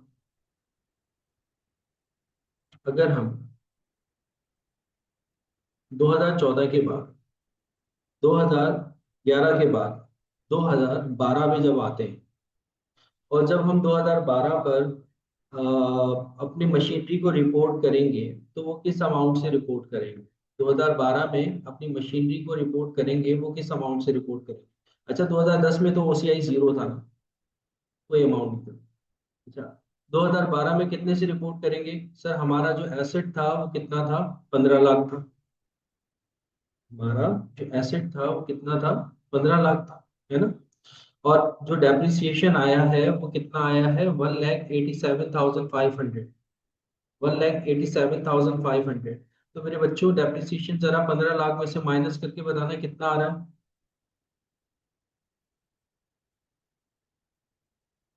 नहीं, वो वन टाइम होता है, वन टाइम आपने लाइफ ले ली बस, अब वही 8 ही चलेगी। स्ट्रेट लाइन मेथड है ना, डेप्रिसिएशन फिक्स रहता है। अब अगले साल सात नहीं करोगे, अगले साल सात नहीं करोगे। अच्छा, अब आप लोग बता रहे हो कि सर आपके एसेट की जो वैल्यू है वो कितनी है, 13,12,500, ठीक है। अब मैंने जो वैल्यू लिखी है वो लिखी है 13,12,500। ठीक है, ये कैसे आई है कि सर 15 लाख हमारे एसेट की वैल्यू थी, 1,87,500 का अभी हमने डेप्रिसिएशन निकाला है, वो हमने क्या कर दिया, माइनस कर दिया। तो अब हमारे एसेट की वैल्यू कितनी हो चुकी है, 13,12,500। जी फैसल, फैसल शरारतें मत करो। बुक वैल्यू नहीं कैरिंग वैल्यू बोला करो, तुम आईसीएम में के स्टूडेंट हो, तुम कैरिंग वैल्यू बोला करो।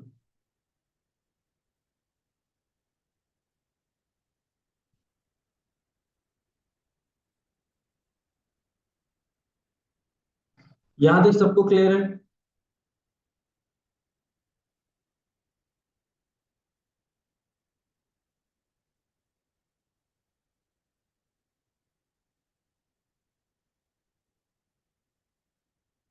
बुरहान कह रहे हैं कि 16,12,500 आ रहा है। नहीं मेरा बच्चा, बुरहान माइनस करना है यार, प्लस नहीं करना।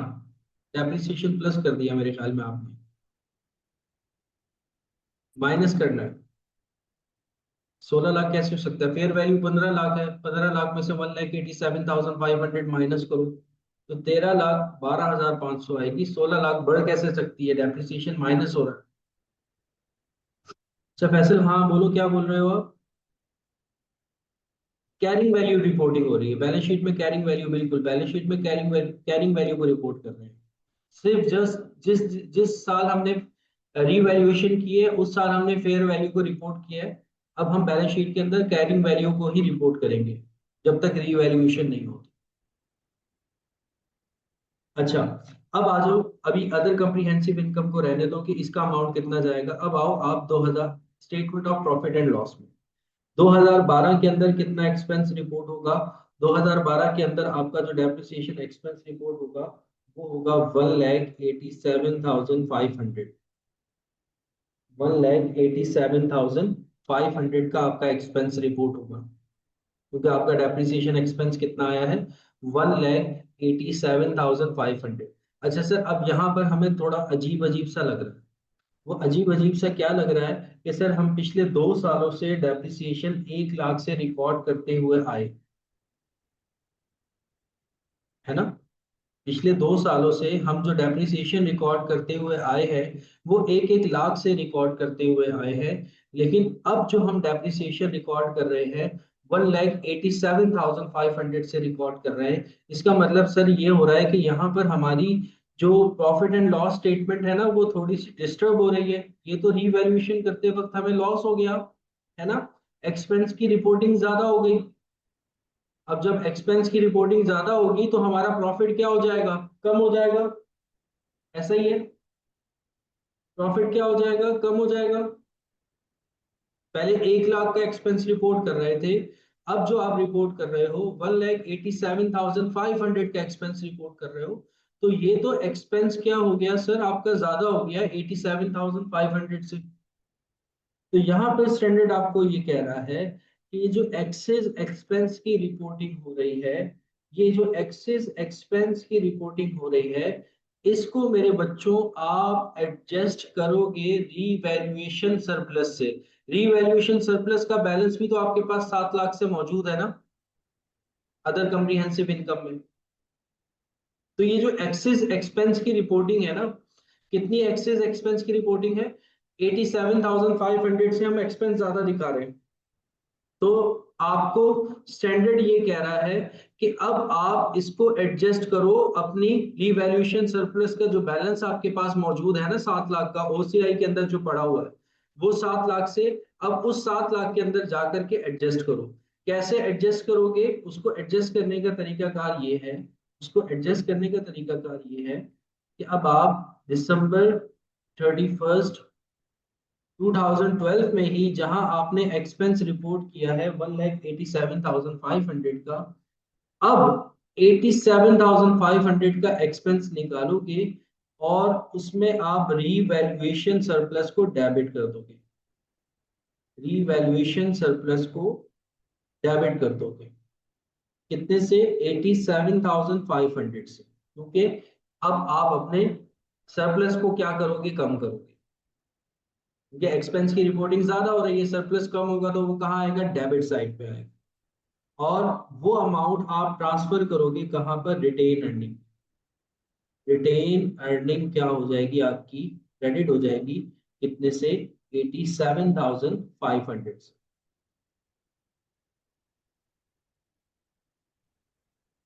तो जितनी एक्सपेंस की एक्सेस रिपोर्टिंग होगी उस वो सारा का सारा आपका एक्सपेंस एडजस्ट होगा आपके रीवैल्यूएशन सरप्लस के बैलेंस।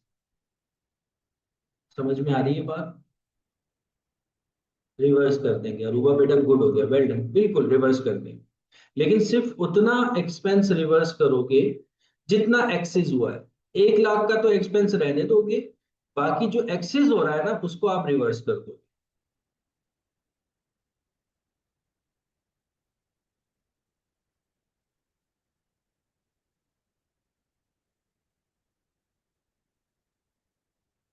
समझ में आ गई बात सबको?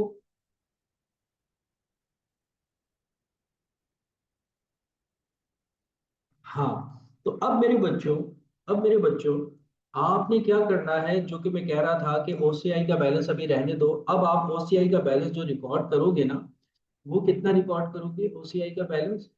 जो पहले ओसीआई था वो कितना था? वो था 7 लाख था ओसीआई में। तो पहला डेप्रिसिएशन एडजस्ट होगा कितने से? 87,500 से। तो ओसीआई का बैलेंस कितना रह जाएगा? माइनस करके बताओ जरा इसमें से। 6,12,500, ठीक है जी। 6,12,500 का जो बैलेंस है, that will be report in statement of financial position in OCI account. 6,12,500। Clear?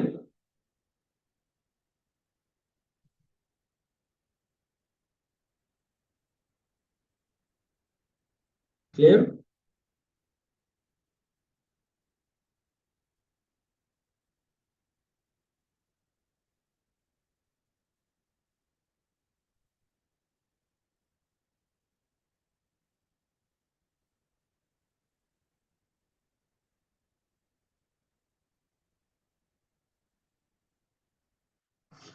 ठीक है जी, सबको बात आई होप सो कि क्लियर हो गई होगी। तो अब हम अगले साल चलते हैं। यहाँ पर हम लिख देते हैं, यहाँ पे हम अपनी मेमोराइजेशन के लिए लिख देते हैं कि ये हमने क्या किया है। ये हमने एक्सेस डेप्रिसिएशन को, excess depreciation will be will be adjust from surplus। ठीक है जी, ये हमने लिख भी दिया। अच्छा, अब हम आ गए December 31,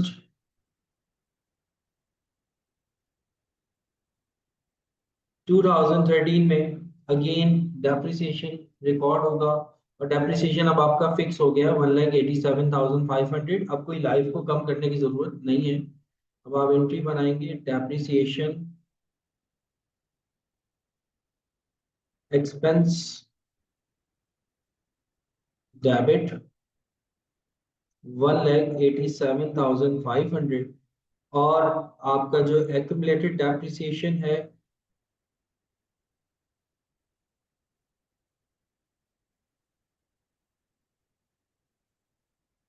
वो क्रेडिट हो जाएगा 1,87,500। अभी तक हमने रीवैल्यूएशन नहीं की है, वो 2014 की रीवैल्यूएशन, ठीक है। अच्छा, फिर उसके बाद सर सेम यही काम आप करोगे। आप जो है December 31, 2013 में, December 31, 2013 में अब जितना एक्सेस डेप्रिसिएशन रिकॉर्ड हुआ है, that will be reverse, that will be adjust from revaluation surplus account. और एंट्री जो पास होगी वो होगी रीवैल्यूएशन सरप्लस डेबिट, और रिटेन अर्निंग क्या हो जाएगी? क्रेडिट।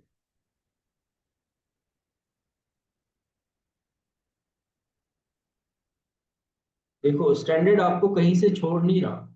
स्टैंडर्ड आपको कहीं से छोड़ नहीं रहा, मतलब कि कितना परफेक्ट किस्म का स्टैंडर्ड बनाया गया है कि जहां देखा यार थोड़ा सा डेप्रिसिएशन ज्यादा रिकॉर्ड होना शुरू हो गया है, तो स्टैंडर्ड ने यहाँ पर भी उसकी कैलकुलेशन दी है कि यार इसको आप एडजस्ट करो अपने सरप्लस के बैलेंस से।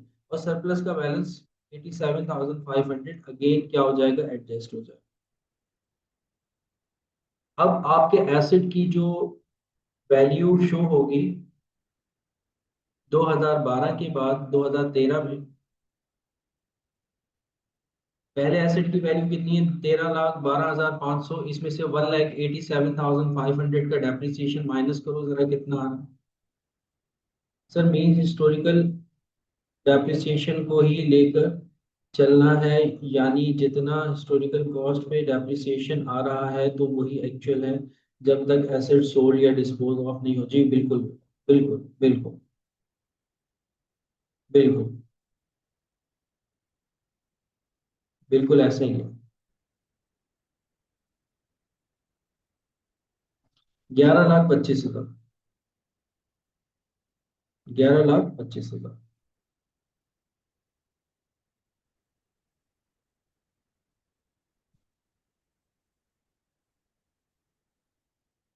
ठीक है। 11,25,000 डेप्रिसिएशन मशीनरी की वैल्यू रिपोर्ट होगी एज अ एसेट, ठीक है। और जो डेप्रिसिएशन एक्सपेंस आप रिपोर्ट करोगे 2013 के अंदर, वो सर 1,87,500 रिपोर्ट करेंगे। लेकिन सर घबराने की बात नहीं है, जो एक्सेस डेप्रिसिएशन रिपोर्ट हो रहा है सर, हम उसको एडजस्ट कर लेंगे।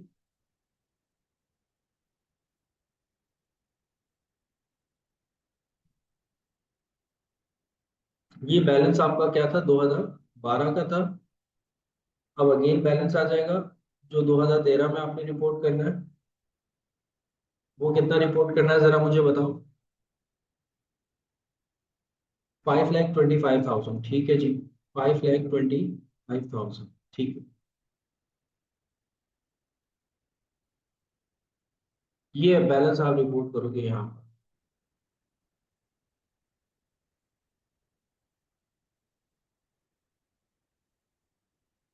All set.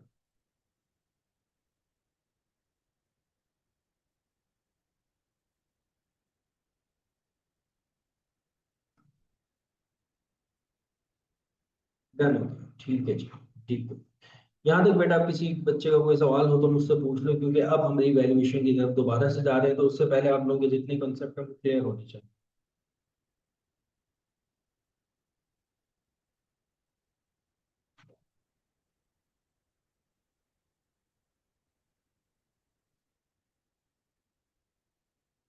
Clear clear clear. ठीक है जी, ठीक है जी, ठीक है जी। अच्छा मेरे बच्चों, यहाँ तक कर लिया। अब 2014 है, 2014 में सर जब जैसे ही जाएंगे डेप्रिसिएशन तो इसका रिकॉर्ड करेंगे ना। December 31, 2014 सर डेप्रिसिएशन रिकॉर्ड होगा। डेप्रिसिएशन एक्सपेंस डेबिट और एक्यूमुलेटेड डेप्रिसिएशन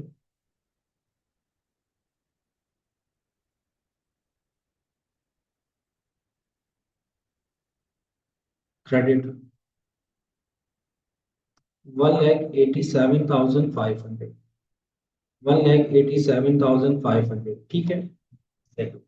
अच्छा फिर उसके बाद सर जो एक्सेस डेप्रिसिएशन है उसको हम सरप्लस से एडजस्ट करेंगे।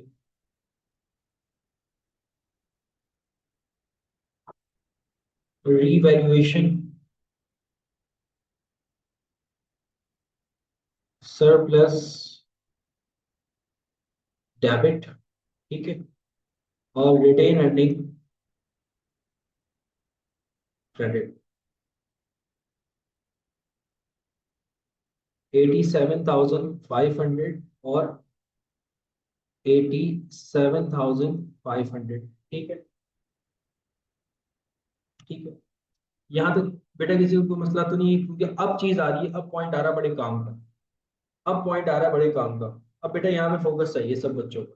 अब सब बच्चों का फोकस चाहिए बेटा।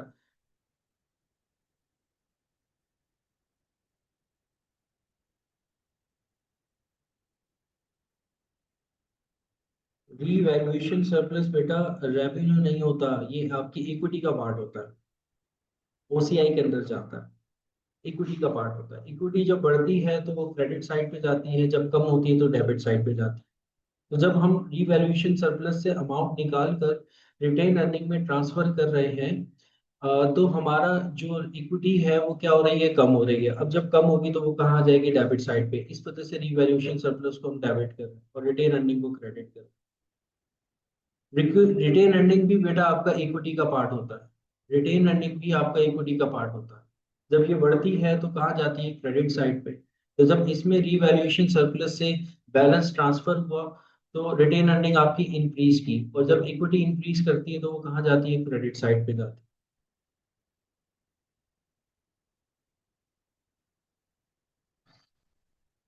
अच्छा अब बेटा फोकस करना सारे बच्चे। यहाँ पर फोकस कर रहे हैं।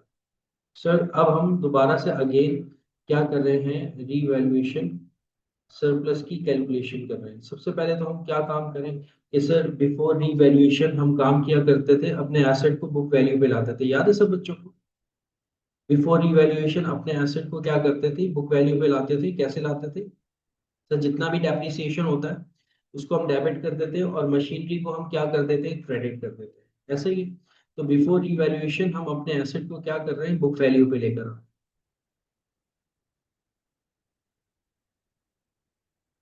December 31, 2014 हम अपने एसेट को क्या कर रहे हैं, बुक वैल्यू पे लेकर आ रहे हैं। उसके लिए सर जितना भी एक्यूमुलेटेड डेप्रिसिएशन है वो डेबिट हो जाएगा। एक्यूमुलेटेड डेप्रिसिएशन जो है वो डेबिट हो जाएगा।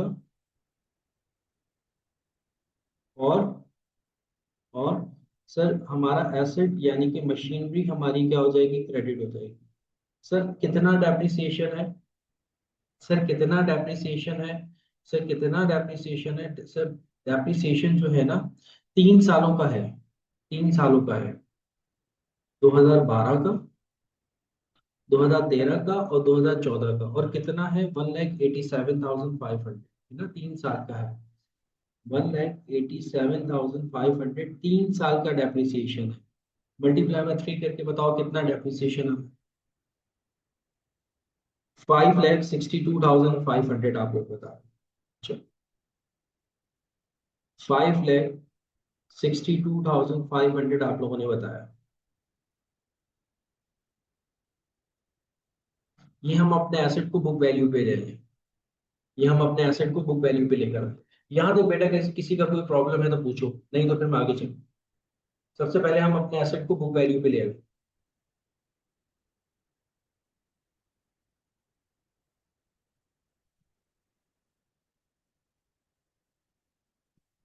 सही, सही। अच्छा सर इसकी वर्किंग भी कर लेते हैं यहाँ पर, यहाँ पर इसकी वर्किंग भी कर। सेकंड रीवैल्यूएशन हो रही है।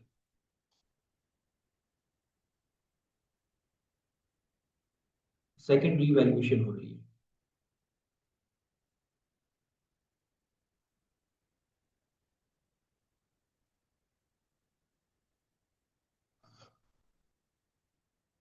एसेट की जो कॉस्ट थी वो मान के चलते हैं सर, अब हमारी 15 लाख हो चुकी थी आफ्टर रीवैल्यूएशन। फेयर वैल्यू कितनी थी, 15 लाख।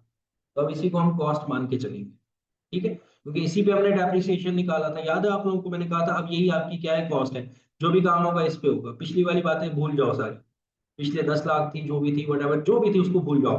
अब आपके एसेट की कॉस्ट कितनी है, 15 लाख है। तो अब आप उसको 15 लाख मान के चल रहे हो, क्योंकि डेप्रिसिएशन की कैलकुलेशन भी आपने इसी अमाउंट से। अच्छा, फिर सर आप इसमें से पिछला जितना भी डेप्रिसिएशन है, जो कि अभी अभी आप लोगों ने मुझे कैलकुलेट करके बताया, 3 साल का डेप्रिसिएशन है जो कि 5,62,500। ठीक है, तो मेरे बच्चों जो आपकी बुक वैल्यू आ रही है, बुक वैल्यू आ रही है एट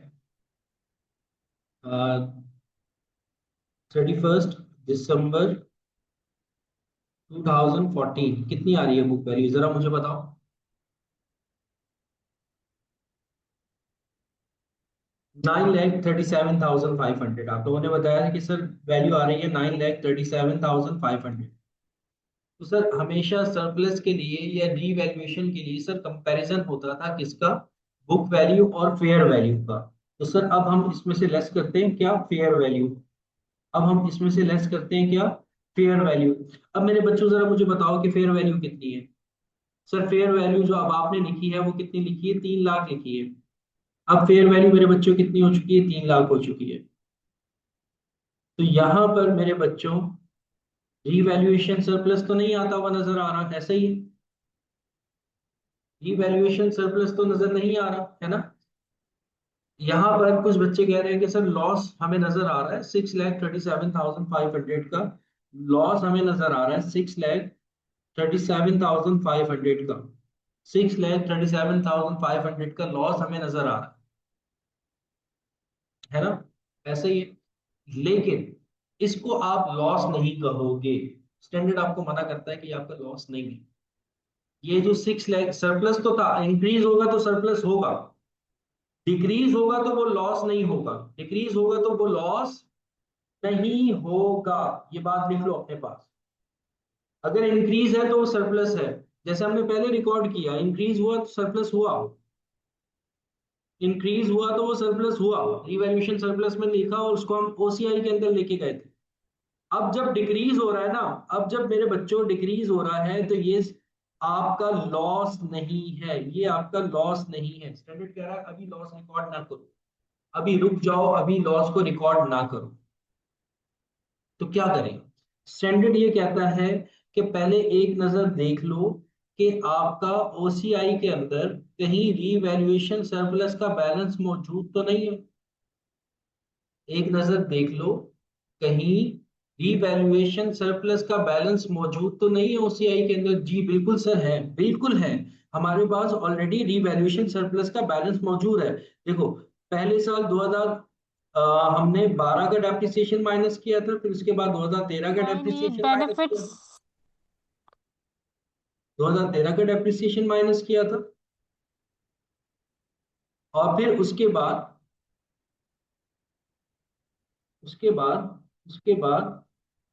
2014 का भी इसमें से डेप्रिसिएशन माइनस करो, क्योंकि वो तो निकाला है ना, वो कितना था 87,500, ये 2014 का 87,500। मुझे बताओगे ओसीआई के अंदर बैलेंस कितना मौजूद है? ओसीआई के अंदर बैलेंस कितना मौजूद है?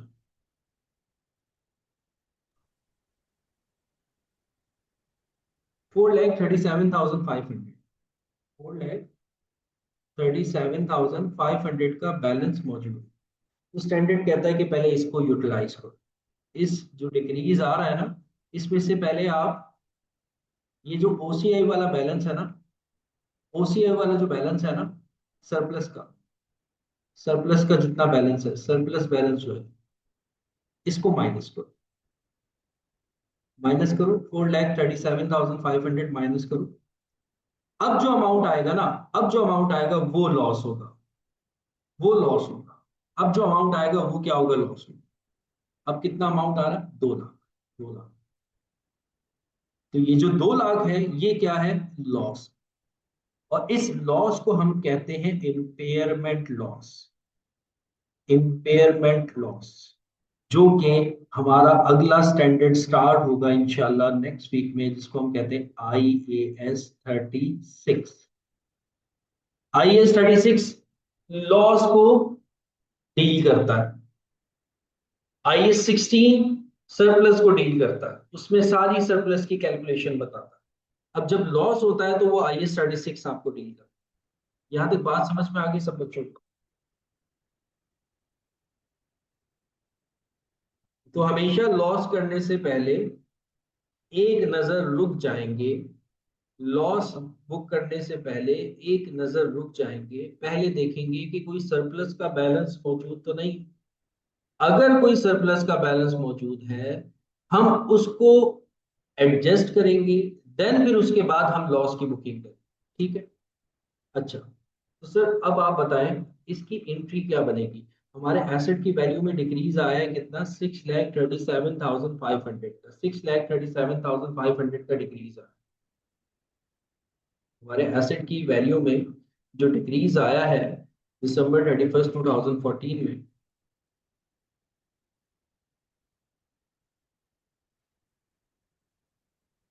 वो कितने से डिक्रीज आया है सर? वो आया है 6 लाख। मशीनरी हमारी क्रेडिट होगी 6,37,500 से। ये क्या हो गई है? कितना डिक्रीज आ रहा था? ठीक है, तो मशीनरी को क्रेडिट किया। तो सर फिर उसके बाद हमने क्या किया कि जो सरप्लस का बैलेंस था ना उसको एडजस्ट किए, तो रीवैल्यूएशन सरप्लस को हम डेबिट कर देंगे, रीवैल्यूएशन सरप्लस को हम डेबिट कर देंगे। अब रीवैल्यूएशन सरप्लस को सर किस अमाउंट से डेबिट करेंगे? जितना हमने एडजस्ट किया। हमने कितना एडजस्ट किया? हमने 4,37,500 एडजस्ट किया, 4,37,500 एडजस्ट किया, ये एडजस्ट किया। ठीक है, और बाकी जो है वो लॉस, और वो कौन सा लॉस होगा? वो इम्पेयरमेंट लॉस होगा। वो इम्पेयरमेंट लॉस होगा, और लॉस भी क्या हो जाएगा, डेबिट।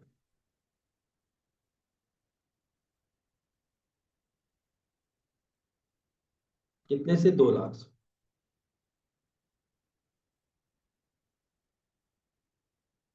एंट्री समझ में आई आप लोगों को?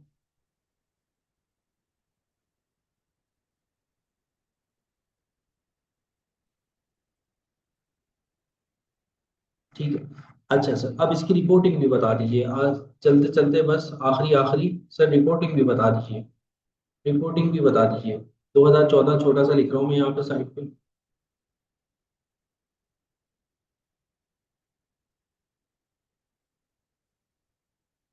मशीनरी से जो हमारी रिपोर्ट होगी ना, वो होगी 3 लाख से। अब फेयर वैल्यू कितनी हो चुकी है, 3 लाख। याद है आप लोगों को पहले कितनी हुई थी, फेयर वैल्यू 15 लाख थी, तो मैंने 15 लाख से रिपोर्ट किया था। अब कितनी हो चुकी है, 3 लाख, तो मैं 3 लाख से रिपोर्ट कर।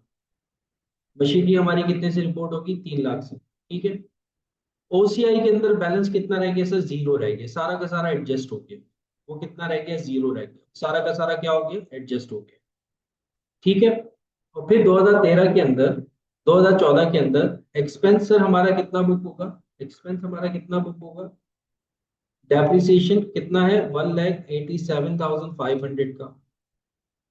और साथ में इम्पेयरमेंट लॉस भी आ जाएगा, इम्पेयरमेंट लॉस भी आ जाएगा, और वो इम्पेयरमेंट लॉस हमें कितना हुआ है, 2 लाख। तो एक और बात पता लगी कि सरप्लस होगा तो वो ओसीआई के अंदर जाता है, जो कि बैलेंस शीट में जाता है। और लॉस होगा तो वो statement of profit and loss में जाएगा। लॉस होगा तो वो statement of profit and loss में जाएगा।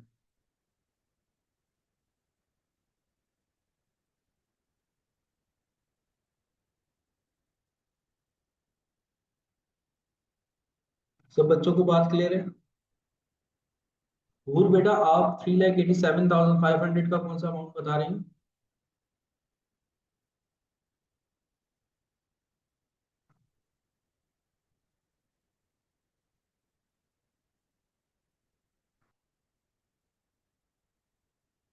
सही है, सही। क्लियर हो गया अब आपको?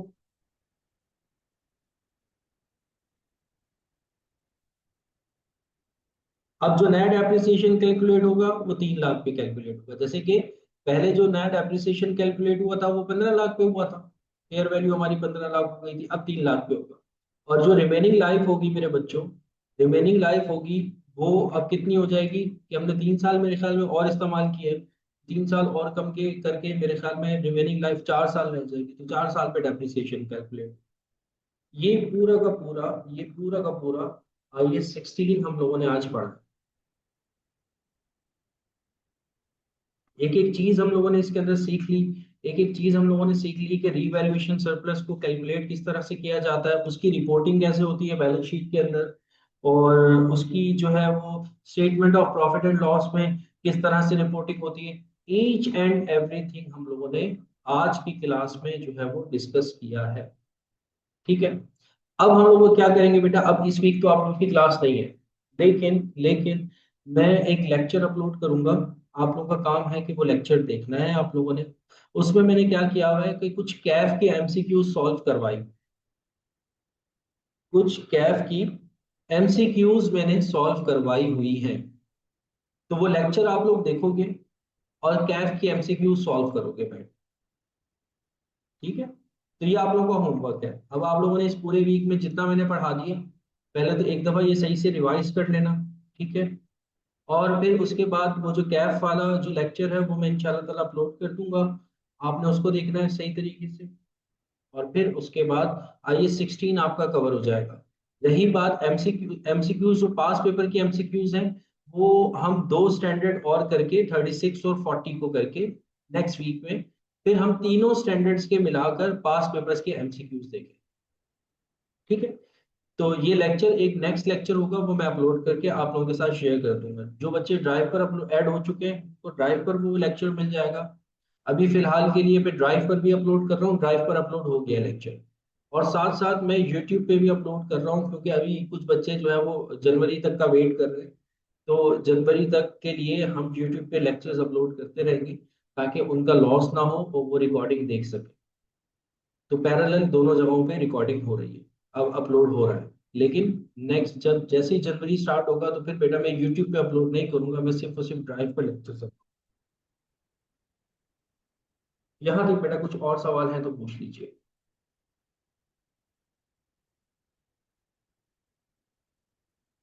कैफ की बुक में से कौन सी एमसीक्यूज करें? हाँ, वो जो मैं लेक्चर अपलोड करूंगा ना वो वाली एमसीक्यूज उसको करना।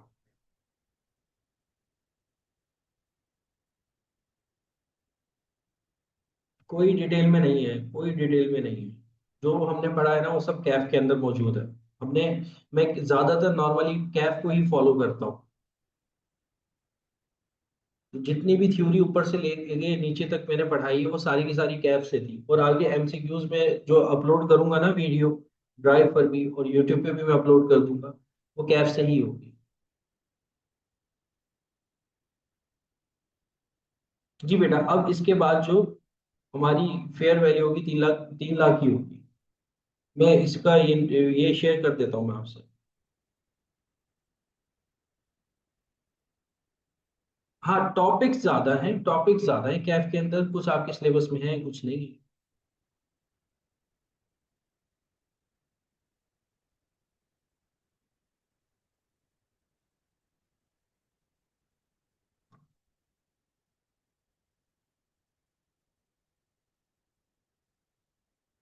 देखो, ये जो फॉर्मेट था ये तो मैंने आपको पूरा डिटेल में बताया। अब आप लोगों के पास एसीसी के अंदर भी और ना ही आईसीएमए के अंदर भी इतना बड़ा क्वेश्चन नहीं आता, ठीक है, एमसीक्यूज टाइप के क्वेश्चंस होते हैं।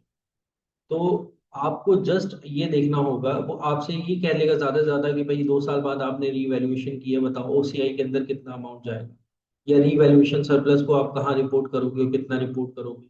वो कुछ कुछ अमाउंट रिपोर्ट करेगा, पूछने को आपसे पूछेगा।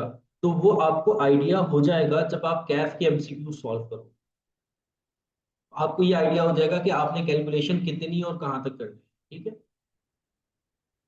ये तो मैंने आपको पूरा ओवरऑल, पूरा ओवरव्यू दे दिया है आईएस 16 का। नहीं, जरूरी नहीं, एग्जाम में आपसे इंक्रीज भी पूछ सकता है, साथ साथ आपसे वो आपसे ये भी पूछ सकता है कि बैलेंस शीट में क्या रिकॉर्ड होगा, वो आपसे ये भी पूछ सकता है कि statement of profit and loss में क्या रिकॉर्ड होगा। सिर्फ इंक्रीज नहीं पूछी जाती, इंक्रीज तो बहुत कम पूछते हैं एग्जाम में, बहुत कम पूछते हैं, इस दफा पूछा है। डिस्क्रिप्टिव में भी ज्यादातर कैलकुलेशंस पूछते हैं, इंक्रीज भी आपको आ गई है वैसे, इंक्रीज पूछने तो इंक्रीज बना लीजिए, लेकिन इंक्रीज बहुत कम पूछी जाती हैं, ज्यादातर कैलकुलेशंस ही होती हैं।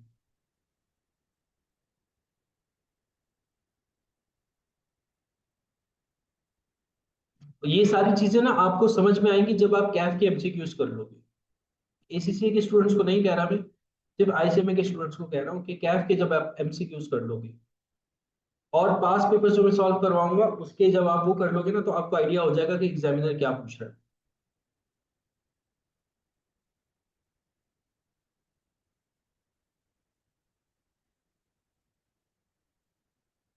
डन है बेटा, फिर आज के लिए इतना काफी है। कल तक मैं इंशाल्लाह ताला एमसीक्यूज वाली वीडियोस जो है ना वो मैं ड्राइव पर भी अपलोड कर दूंगा और यूट्यूब पे भी अपलोड कर दूंगा, तो वो लाजमी देख लेना। अपना ख्याल रखना, मुझे दुआओं में याद रखना। अल्लाह हाफिज।